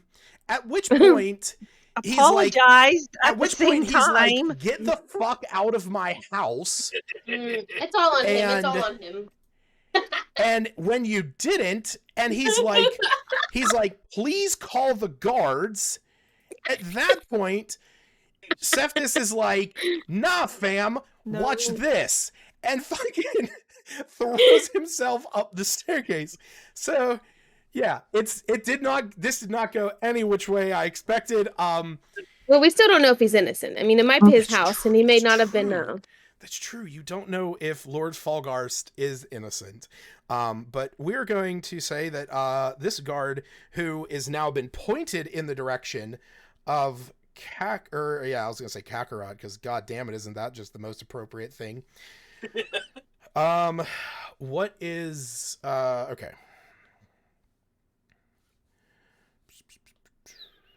What is what? Sorry, I just for some reason my app was not working right. There we go. All right, he chucks a javelin at you, and it sails wide, missing you. This guard, who is likewise just kind of right here, he is also going to throw a javelin in your direction and misses as well. And we got this final one running up. Does not yet have line of sight on the big guy in the alleyway. And Albina, on your turn, we're going to say that your movement has already been spent, but you still do have an action. I don't really think. Hmm. I can't do anything, so. Okay. That's fine. If you want to, so why don't we say, because you and Smith didn't actually use any actions, we're just going to say you guys take the dodge action. This way, if something does happen, Yeah, there we go. enemies at least have disadvantage on hitting you. And if a dexterity save happens around you, you guys have advantage on it. Yeah, that's better because we would be just dodging and kind Sure. of just, yeah. You didn't do anything right there, okay? You didn't, but I'm just saying they're just being protective of themselves. Cephas. You can hear the guards All right. as they're shouting down around this, as they're making their way around the side. They're screaming, "We know you're in the alley! Come out with your hands up! Don't try anything funny! You're entirely outnumbered!" I have a question about this area with the barrels in it below me. Yes. Are they like walls? Are they high? The doors on the side? So I'm going to say that this is like a sealed off wall. I'm going to say that it's at least 10 foot high. But this is a metal gate that leads into this storage area. And the metal gate's going to be see-through? Oh yeah, it has bars through it. It's still about 10 feet high, but it does have like, double doors. Okay. Second question. Do I still have my magic carpet? At this point, yes. Oh. Even though it's story. Of course you did. I mean, this all takes place between you guys picking up Adabra in Neverwinter and getting to Phandalin. Like, whatever you had as you left Neverwinter, you have it here. Yes, I know. I understand. Am I allowed to move and then use the magic carpet and have additional sets of movement? So you have to speak an action to make the carpet hover and fly. So as soon as you would speak this word, it would start hovering and flying. And it has a flying speed of 60 feet. Okay, but moving's not an action in it. I can just move freely. That's fine. No, yeah, the carpet has a flying speed. Is you can speak an action you can speak its word to make the carpet hover and fly.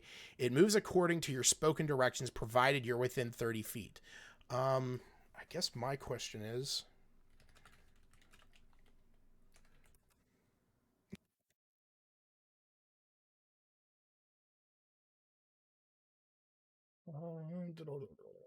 here we go. Somebody's already asked my question. Okay, it's a one-time thing to make it fly, and then you can command it where to go from there. Okay. I think for now, I'm assuming it can fly over 10 feet or higher than 10 feet. It has a 60-foot movement speed. Oh, wait, how much do you weigh? So I'm going to use the I don't know, actually. You are 318 pounds, and you're carrying 125 pounds of gear. Actually, it has a 30-foot moving speed, because its movement speed becomes 30 if it is carrying over 40 pounds or 400 pounds. Son of a bitch. Yeah, that's kind of the downside to carrying. You have like 10. You have a bunch of rations that Cephas would not normally have need of.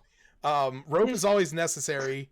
Torches are good, but you also are wearing half plate, which is integrated in you, and you're also carrying 3 great swords. As you do. And this is the thing, it's like I always imagine Cephas as this little picture that's down here, and then I have to remember, like, Cephas is this giant warforged that's carrying around 3 fucking great weapons on his back, or two of them on his back and wielding one, wearing gauntlets of ogre power. Oh my god, it's hilarious. Hilarious. All right. So, what are you doing Uh, upon activating this, or is that Alright, still your plan? can I move first to here and then activate it? Yeah, definitely. All right. So oh man, I'm tiny all of a sudden. Yeah, I just put you on your flying carpet. I'm gonna do that. All right, there we go. I'm activating that. I'm gonna fly over to here. To that wall right there. Actually, you would from there. We got 5, 10. 20. Okay, I'm gonna say there because you do have to fly. You do have to fly up to get over the gate. Oh, the 10 feet over. Yeah. Yep. So Okay, yeah, that's cool for now. we'll say that you are able to Is the be gate in. locked? Just out of interest. You from where you can see, it does have like a locking mechanism. But you can't tell from where you are if it is locked. Like there's no physical like giant chunk padlock on it. Okay. That'll do me for now. Okay. There are at this point there you can Can hear. I turn my rage off? Oh, okay. You are ending your rage early. Yeah. Okay. So that I'm is also going to pretty be sure a if bit he doesn't stealthiness. attack or get attacked, his rage ends. yeah. So that is off. All right. So are you down in that little courtyard, or are you still up at the height of what the gate would be? Just out of curiosity. Yeah, I'm down on the courtyard. Okay, cool. All right. Glimmer. You hear what you're hearing from the outside is guards shouting, "He's on the roof! He's on the roof! He teleported!" And then you hear from like the backside, through one of the open windows, "He's down the alleyway! He's going to be glowing!" And you have no clue where Smith and Albina went at all. Arnulf is No. standing there like in the doorway, just, oh my! And like shouts from outside from just like passersby, like shouts and screams, as a lot of the guards have congregated on this location. I didn't see them. Like Smith and Albina, they walked out the door. You did, and didn't the see moment as they were walking Okay, out, but you saw Smith cast a spell. As he muttered something, as you saw both of them just disappear. Okay, at least she presumes they're safe. I guess if they're invisible, they're probably safe. And Cephas crashed and made a bunch of noise, Yeah. but she doesn't know much about that. And the guards are shouting freaking everywhere. Mm-hmm. I'm still not casting anything. I don't know if the thaumaturgy is still making her voice be It hasn't been a full audible. minute yet, What? so yeah. But she's not trying. She's not trying to shout. That's fine. I mean, you could still just- whisper. Your voice is just. Understood. Voice I is don't just. want her.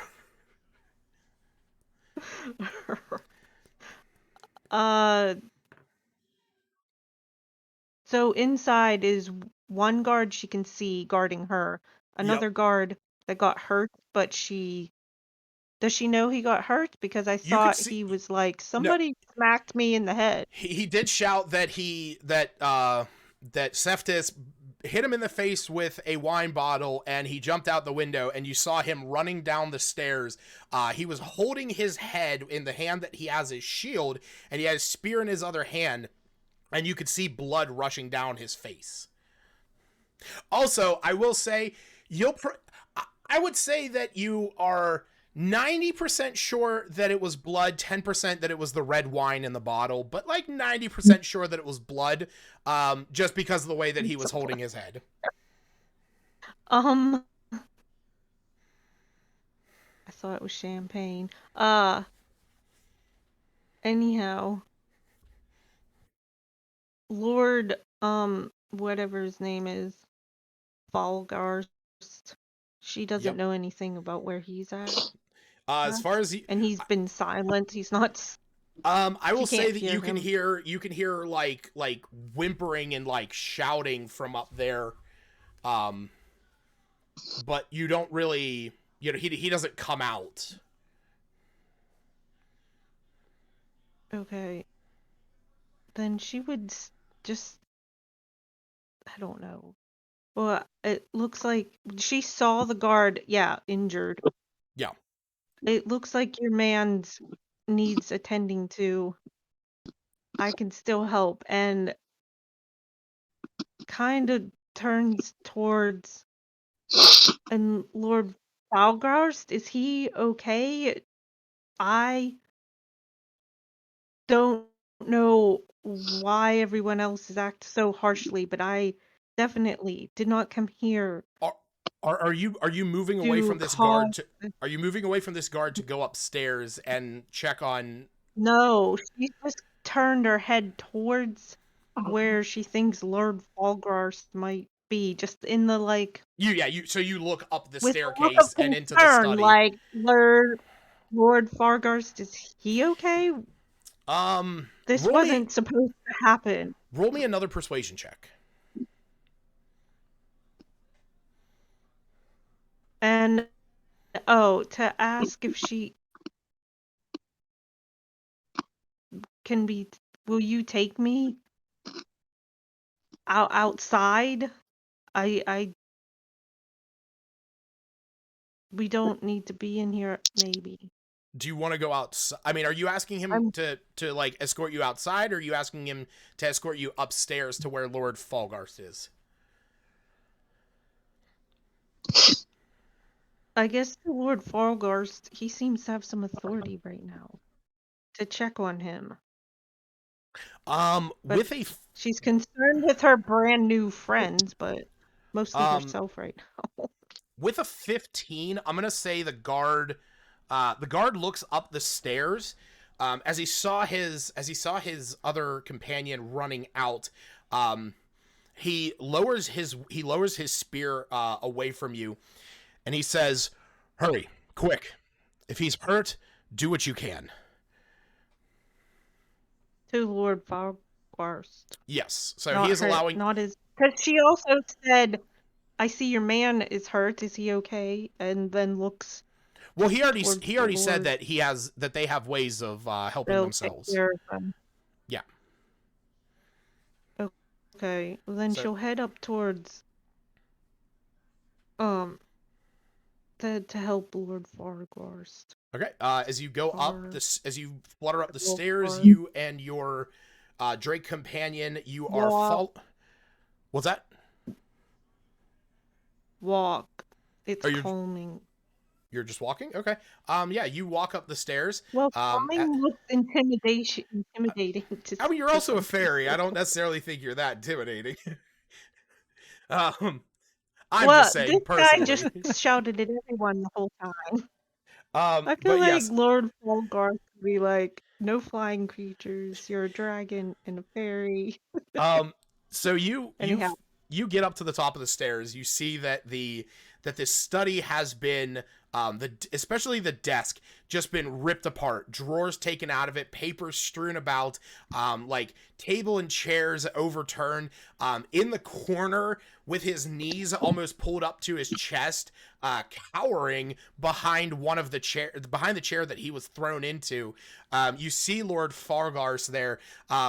As you take in the scene, you also notice that the window overlooking the view out the back has a comically perfect outline of Cephas broken out of it, almost as if from like a Tex Avery cartoon. And Okay. you see, like I said, you see Lord Falgars. He's sort of cowering in this corner as he sees the two of you enter, and he says, "Guard, he just jumped out the window."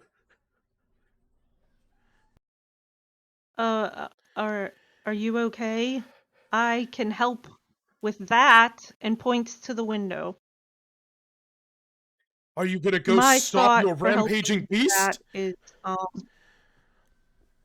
I'm sorry? He asks if you're gonna go stop your rampaging beast.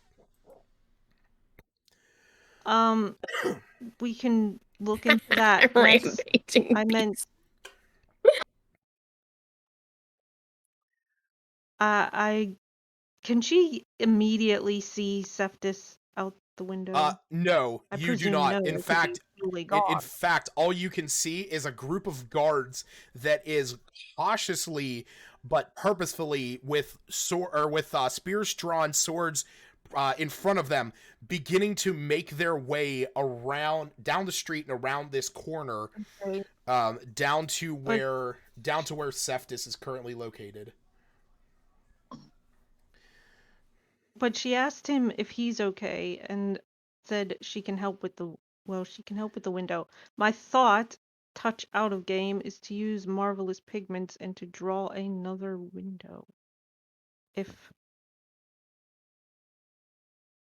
Mm, would that repair? It says it makes it real.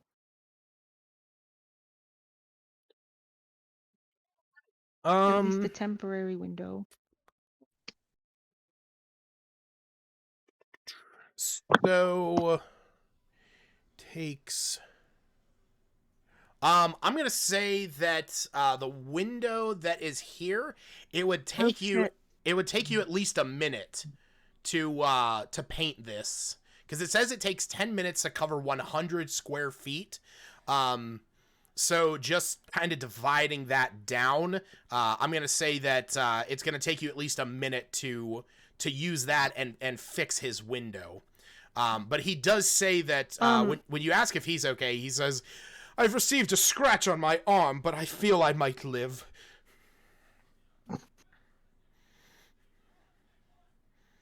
She does not laugh at him. I think it's hilarious. I So would.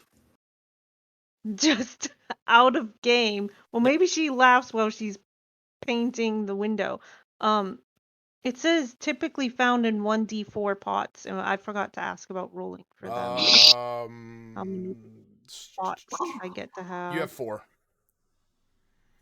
Oh, that's a lot. I can paint all sorts.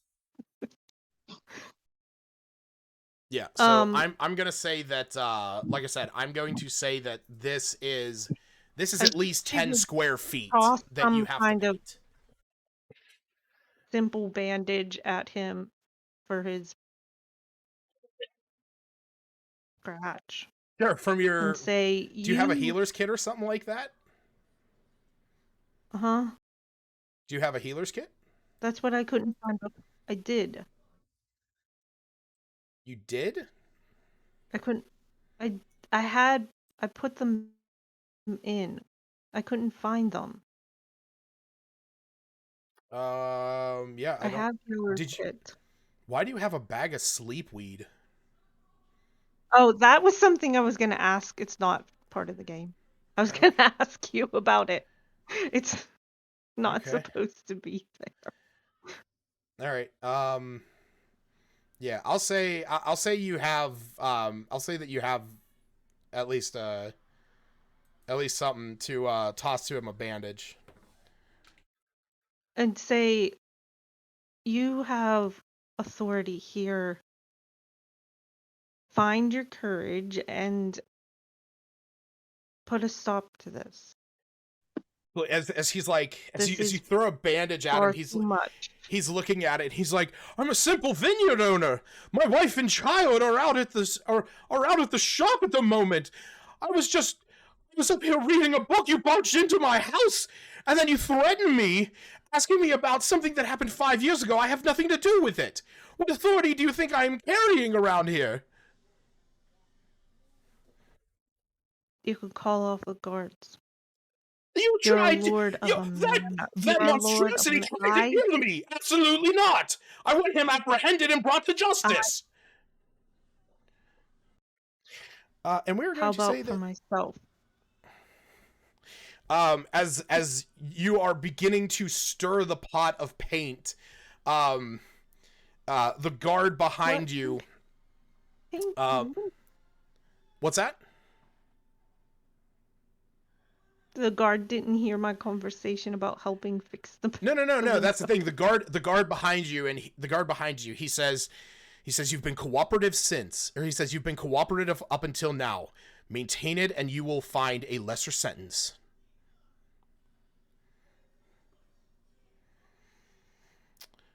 All right.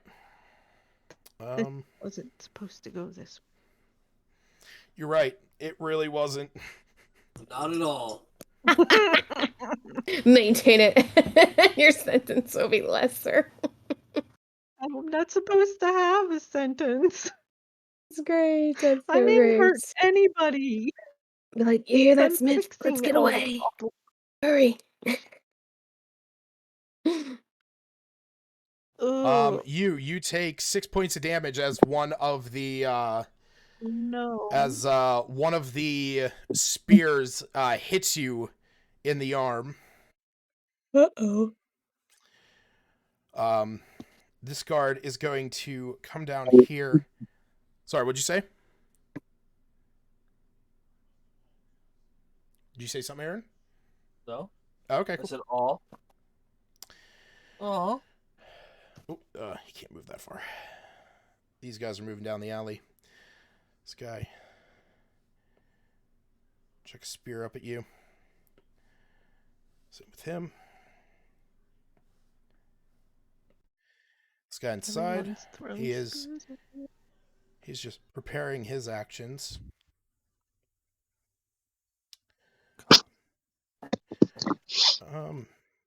Yeah, you know what?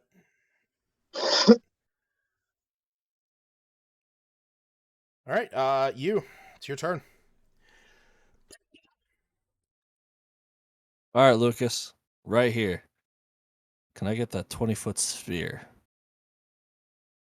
Yep. Okay. Oh my god.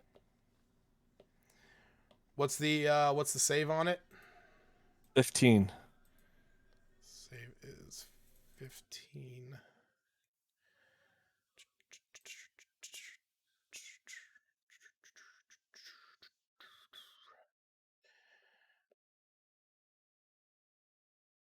Oh, sweet. We got 8 of them.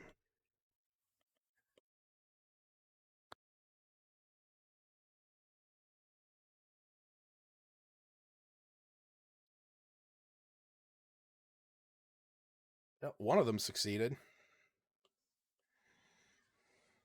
Okay. Yeah, please roll that damage. Okay. That's kind of what I thought.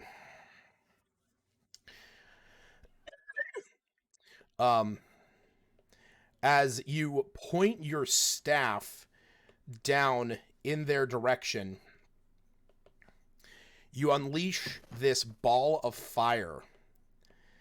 And a flash, I'm going to say Smith and Albina, you guys feel the heat of this begin to blow up behind you. And as the two of you are running down this little corner in a way, Smith, as someone who is even in this canon, someone who is very familiar with the fireball spell,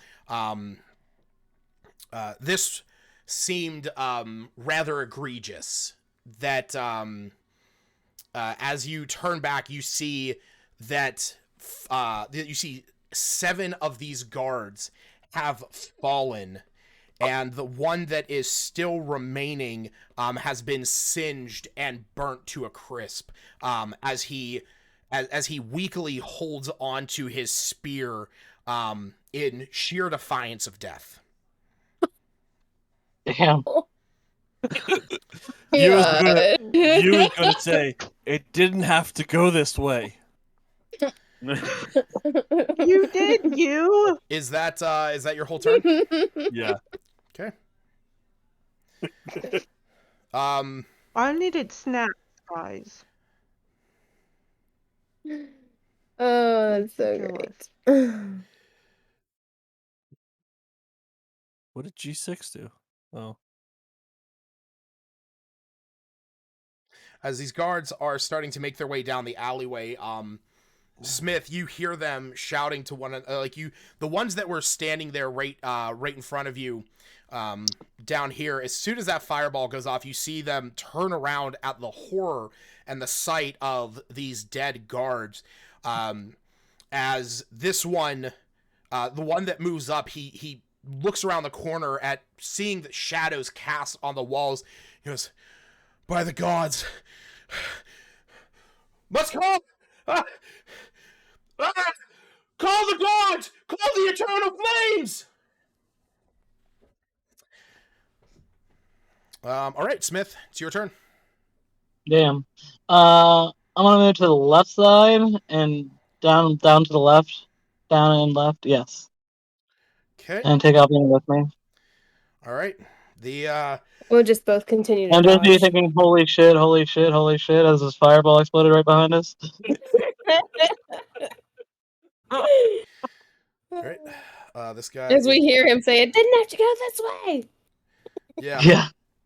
All right. Did that blow my window out before I could finish painting it? Yes, I'm going to say. I'm going to say that the windows on this side of the manor have all been blown out and have sort of exploded in. As you see the guard that's standing there behind you, he turns around in defense behind him, and you just hear Lord Falgarst shout and whimper. Seftis, it is your turn. You are down in this alley as you hear this massive explosion come from up the way. You see like almost a glimmer of yellow light sort of beam down this way for a few seconds, and then it's gone as you hear that explosion. Damn, he went and took it up a notch. I don't want any part of this now. That's what I feel. You killed I'm moving over Waterdeep. here. We're in so much Okay. trouble. I am saying my magic carpet thingy, hopping this wall. Oh yeah, you don't have to. I actually looked into that. You only have to say command word to activate it. There was at one time, it was like you had to use an action to speak it to fly. But as you activate it, now it's just like you're speaking it. You're speaking, what direction you want it to go. Okay, so at this point, there to there, I wasn't actually on the carpet, so that's not part of its movement. I was just walking to the wall. At Okay. that point, I'm getting on it to get over the wall Nice. and get as far as across that road as I can. Yeah. That'd be there or square next to it. Actually, let me see real fast. We got 5, 10, 15, 20, 25, 30. So yeah, you would have been able to get to the wall, up it, and then then you would have been able to go down the road. Okay, and assume there's no guards coming this way. You see that people are starting to move and scream, but you actually do turn around and you see from when you look up this direction, like further up, you see that there is a massive group of guards making their way down. You don't see any of the guards on the road that you're on at the moment, though. Okay, can we scratch the road and move further across to here? Okay. In preparation to jump this wall, essentially, in my next turn. Well, let's take a look. We got 10, 15, 20, 25. Yeah, okay, cool. So we're going to say that you're still... okay. All right, cool. Yeah, we're going to say that you're still in the air, so you'll just have to use the carpet's movement to get over the other wall. Okay, and at that point, and then you'll be able to get off of it and run. Yeah. Yeah. Glimmer, I imagine, are you painting this man a new window? Freaking, I'm gonna paint myself a tunnel and crawl out in a second. I'm sorry. Are Sorry you? about that. They threw spears at me! Okay, oh yeah, well, I've already argued this point. right, what is Glimmer doing? They threw. So I just Not heard this attack anybody massive until they hit me with the explosion. spear. Yes, you heard this massive explosion that just occurred. That just occurred outside.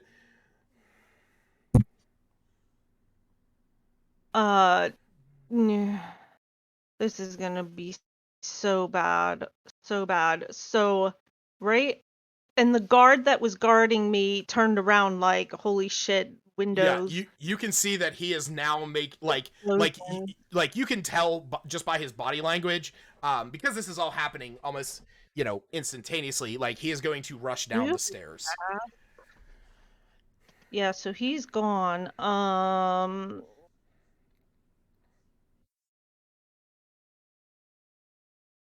Can I see these guards out here? 1, 2, 3, 4, 5, Yeah, 6. you could definitely see them. They all are. Some of them are peering down the alleyway, seeming as if they are ready for attack. You see the other ones looking up to the other side of the road, in sheer horror and disgust.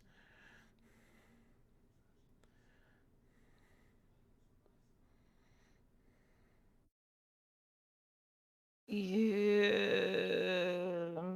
I'm just trying to think of a safe Fly place away, that fairy. my character would know Oh, are you gonna teleport?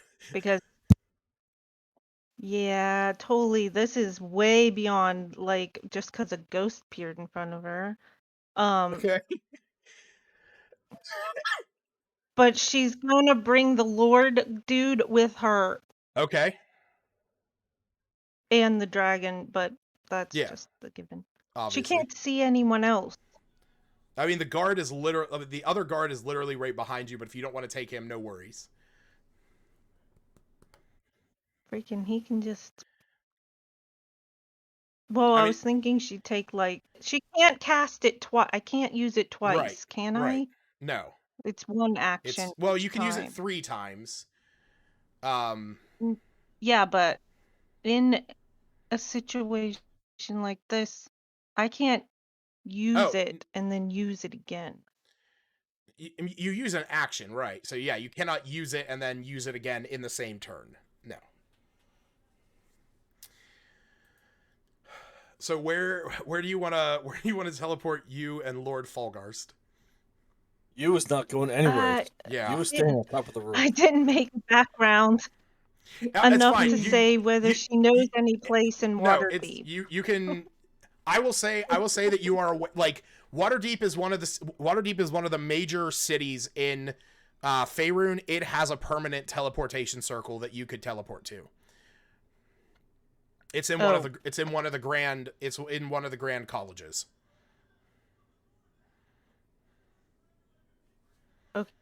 okay. I was thinking she teleport to a place she knows, but sure.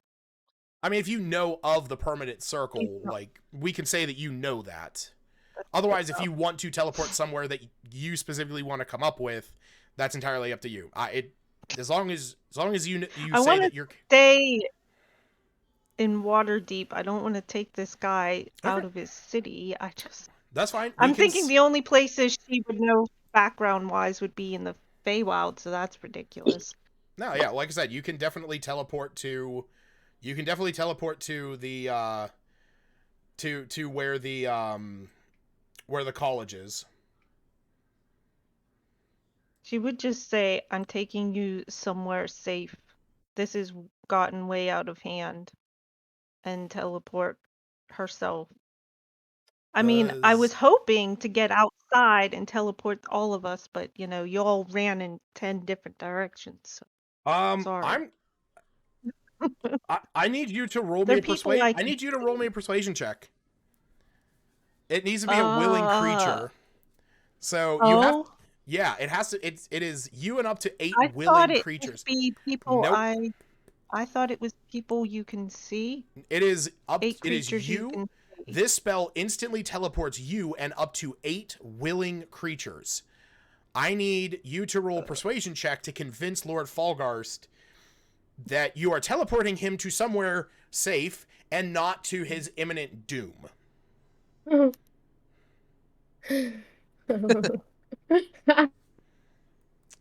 So Oh, okay. go ahead and roll Rolling. me Sorry, that persuasion.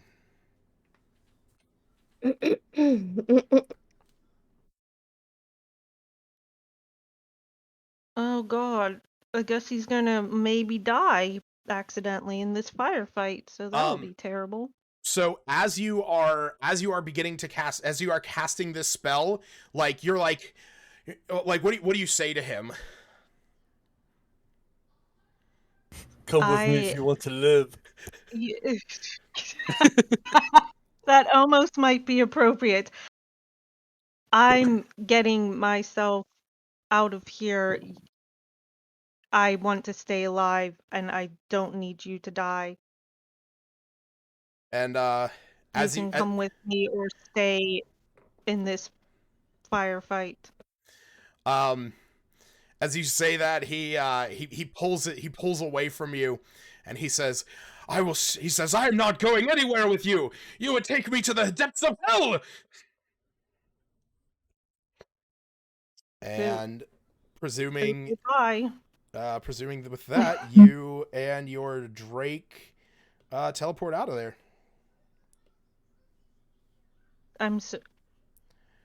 See, I feel like I'm super far away.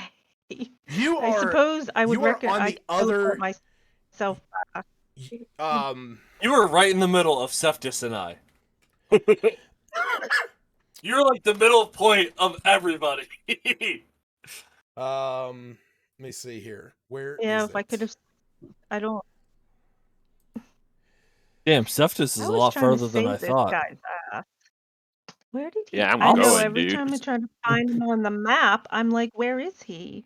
And I have to zoom out some more. I know, I see God. everybody on the map but Cephas right now, and I'm like, oh, he's The another only 20 feet down. The only other place I was thinking of was to go back to the Candlekeep, but I don't need to go back there. Yeah, so like I said, we're gonna say that you you know what, we'll say I'll make up a location. So we're gonna say that within the city limits of Waterdeep, you don't necessarily teleport to a permanent circle, but we will say that there is a lush garden. There's like a park here in Waterdeep that you have spent time in the past, and we're gonna say that is down. Yeah. I'm trying to. Oh wait, here we go. What is that? That is. What's that dollar sign? In my head, I was thinking not so far away that she maybe someplace they passed on walking here or. Here I'll say. So if you want to teleport to a place that you sort of know, that you've seen once, or that you've seen casually, we can do that. But then you're gonna have to roll a D100 and make sure that because if you're going to a place that's a permanent circle, it's just you're there.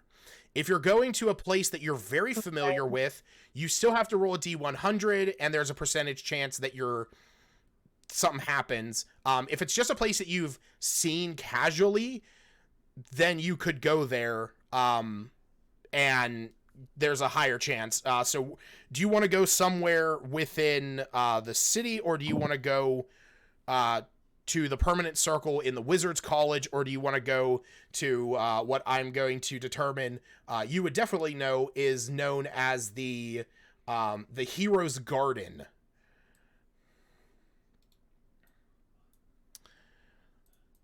Or the Hero's Garden. Yes. But she's still like. It's actually not very far from where you guys are currently destroying and blowing things up. It's maybe a good minute or so run around the corner. Because the only places mentioned was that street that we were on, and. Well, I get that. I mean, you definitely walked into you definitely walked into Waterdeep. So there is a place that you have viewed once around here. So But I'm going to give you the benefit of the doubt and say that you've casually been in Waterdeep before. You're being that you're Fae, you're very familiar with the garden, but you could pop somewhere else if you want to. So it's up to you. Let me know where you want to teleport, and then I'll make you roll the D100, unless it's to the Wizards College. But oh, somewhere she's been, not to the Wizards College. It just Okay. seems so out of sorts. The garden, I guess. Okay, so go ahead and roll a D100. Where's that? It's the one that has 2 dice. 11. 11. So we're going to say that you're very familiar with this place. Unfortunately, this means that you made it to a similar area, which we are going to say, and we're gonna chalk this up to the chaos of the moment as you are trying to get out of there. But you think about the garden that you've spent time at before, and that is what you have in your mind. But as soon as you do, you envision this in your head, and then suddenly you teleport, and something's slightly off. And as you look around, you realize that you have accidentally teleported yourself to a place that is very like a garden, in that things are there in the ground that could grow one day, and you have accidentally made it to the City of the Dead, which is Waterdeep's graveyard. There are some flowers there. There's lots of flowers, and that's actually where the mishap, where the similar area, you have seen the flowers there in the garden, and that's where your mind took you. All right. I'm so glad to be in a They're in the graveyard. I mean, I'm just Oh, gonna no. stay here because it's safer. Nobody's gonna freaking find me here. You Well, they take might 6. because I'm the only fairy with a dragon. True. Right. You take 6 points of damage. Stop hitting me with your spears if you want to live. And they're like, just come down and surrender if you wish to live. There are more of us on the way. You will not survive the day if you do not put down your arms and surrender. He gonna chuck a spear too, and that one misses. All right. These guys down here, they're going to run down. Oh shit! I didn't mean to move 2 of them. They're gonna run down. They don't see Cephas anymore, and you hear the guards. We're gonna say Smith and Albina can definitely hear this. They're like, "Where the hell did he go? Oh shit! Oh my god! Did he go down this other alley? Oh no! We lost him!" The guard inside rushing out, seeing the sight of the 7 dead guards on the ground. You see that he is going to look at the one that is there, and he's like, "Make sure he stays here. I'm going to get more." And he is going to take off. These guys are moving down the alley. It's your turn. I will say from where you're at, you can see that there are there is like a huge collective of guards making their way up the road to your west. You can see that there's about a dozen of them moving in your direction. All right. Well, I'm assuming I heard G6 say that he's going to go get more. Yes. Has he been injured? No.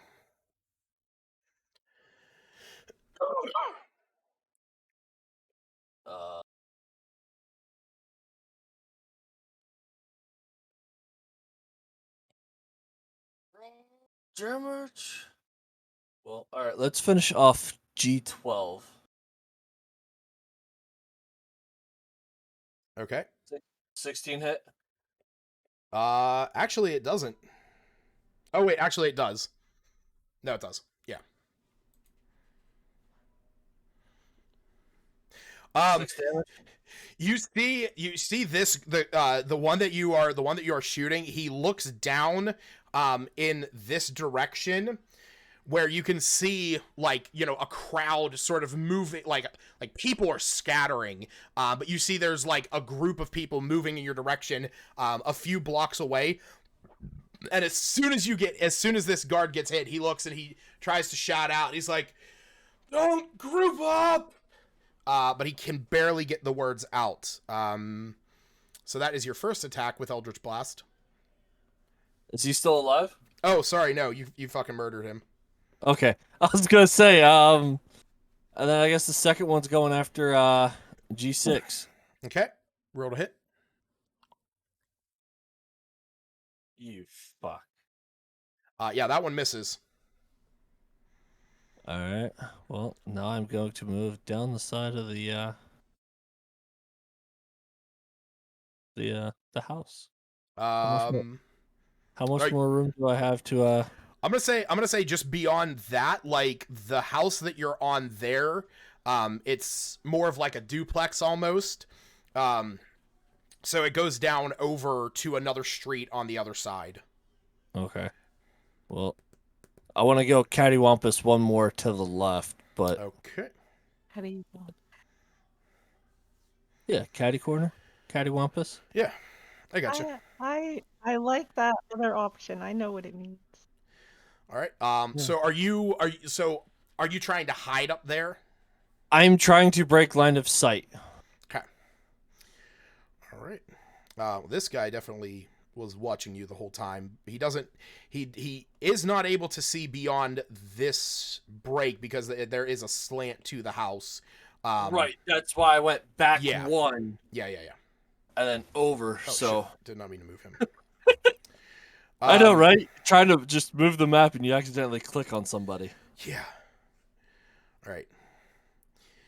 These guards are gonna start. Actually, no. He is gonna go down and start to investigate. I imagine at this point, Smith and Albina are making their way off screen as they are just getting the fuck out of there. What I'd say so. happened? Yeah, we're Okay. gonna run away. Yeah, you're both invisible for up to an hour as long as you maintain concentration. So what I'm gonna say as you guys are running,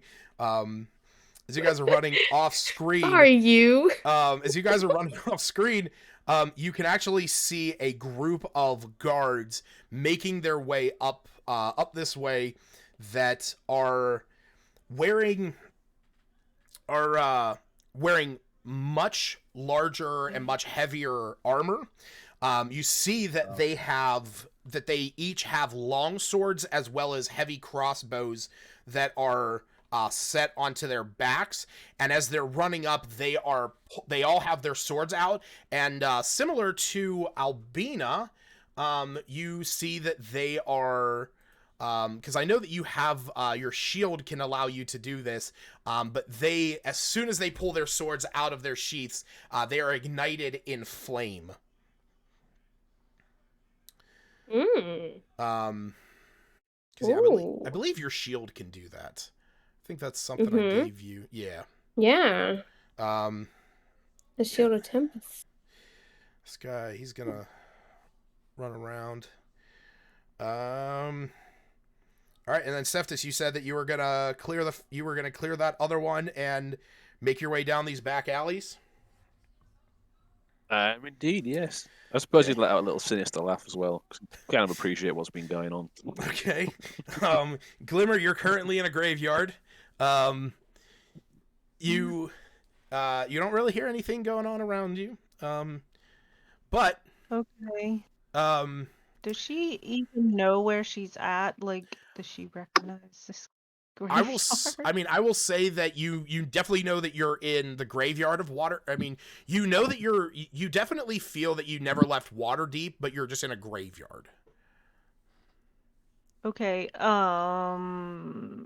High perception. It doesn't happen to be the graveyard where anybody of this horrible murder mystery that we were supposed to be working on has been buried. In fact, Plenty of murder. Like Sarah, specifically, who came to us. Looks around. Because I'm actually we're gonna be wrapping it up here. Just because of everything that's going on, but this is how I will leave this off, because I think this is kind of appropriate. So, as this fight is commencing, just to give you guys a reference of what you would have been facing in a very short period of time, here was all of the guards that had responded to the call, and those ones that are red are Eternal Flame Guards. So, what we see, Glimmer, you're teleported here. As the camera is, so we're gonna place the camera on Glimmer and Lord Falgarst here in the manor. As Glimmer holds out her hand, says that, she's gonna get out of there, and she's willing to take him with him. He pulls his hand away, says no, and you see Glimmer and the Drake that is with her disappear. And as the camera pans out, you see you casting spells down at the guards. You see these other guards starting to make their way in. You climbs over the roof, begins to rush down the length of it, trying to get out of there. The guards that are heading down the alleyway to pursue Cephas come to this three-way intersection where they see an empty courtyard as well as two neighboring alleys as they begin to split up and follow in whatever direction they could. The guards up here begin to move in and surround the manor of Lord Falgarst, talking to the one who is just about to run away as he sees the guards of the Eternal Flame make their way here, and he explains the situation.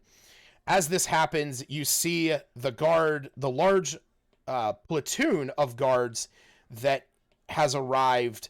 The guards of the Eternal Flame say that they are going to protect this household and defend it, while the other guards send out an APB for all included, which is going to include a red feathered Aarakocra, and a giant, monstrous, glowing behemoth. You see, as the camera shifts back, you see Arnulf says, There was two more with them, a girl wearing armor and a wizard, and there was a little pixie that was floating about. And he says, the guard who's outside, who's actually the one that was standing next to Glimmer this whole time. He says, "Unfortunately, I did not see the wizard or the one wearing armor. We just know of the giant beast that jumped out the back window and the bird folk that's up on the rooftops. The pixie is innocent. She even offered to help. If you find her, she might know where they are going, so she might be a key to us finding them. But she was not a part of this. I trust her." So the camera pans out. You see an invisible wizard and cleric making their way down the streets of Waterdeep as troves of guards make their way up to this road. You see a flightless Aarakocra pushing himself off from the rooftops, mimicking the appearance of flight due to his levitate ability, as he is moving from rooftop to rooftop, as guards are trying to follow him, and Cephas sneakily makes his way down these back alleys as he flies away on his carpet. And as the camera pans out to this scene, it cranes back down into the City of the Dead, the graveyard of Waterdeep, as it lands on a now are now apparating Glimmer and her Drake companion as they're looking around, and they realize that, you know, they're not in Kansas anymore and they didn't land exactly where they expected. But Glimmer, she notices she's in the graveyard, and as she looks down, she sees that she's standing in front of the grave of Sarah of Yellowcrest Manor. And where else? And as the camera pans away, we see the city of Waterdeep in its full glory. And I don't know why my screen went black. There we go. That was weird. We see the city of Waterdeep. Nope. What's up? There we go. Yeah.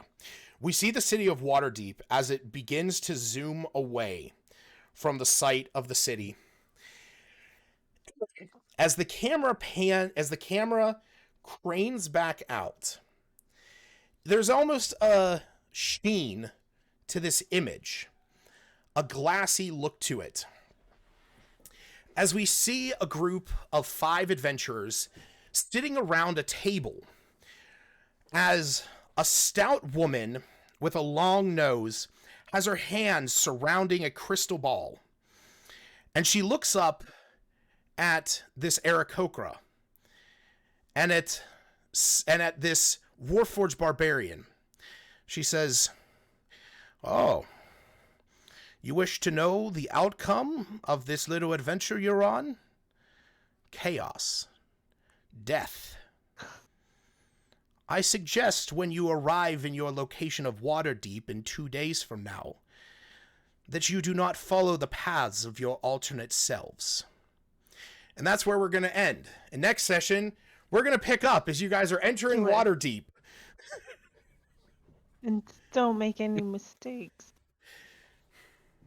As on your way from Candlekeep down to Waterdeep, you stumbled across a fortune teller, and you asked her if she could tell you anything to help you along your way on this journey to solve the mystery of this girl's death. And she's simply telling you that when you arrive in Waterdeep and you approach Lord Falgarst, that don't turn off the light. The original path, that the original decisions of your group might not be the most apropos. But as the camera pans across this crowd, we actually do not see Albina in this group. We see someone else, because as we all know, Hannah won't be joining us next session. Jared will, and I don't know what character he's playing, but he might be playing his me character. So yeah, that's gonna be where we end it for today. But it was supposed to be a 2-parter, and we're just It is. Again. It's gonna be a 2-parter because you guys. Okay. You know what? I'm gonna pull back. I'm gonna pull back the camera here. Okay. Or sorry, I'm gonna pull back the curtains here. All right. Hold on. Are you still streaming? Yes, I am. Do you want to say this on the stream or off the stream? No, I'm gonna stop the stream here. Stream.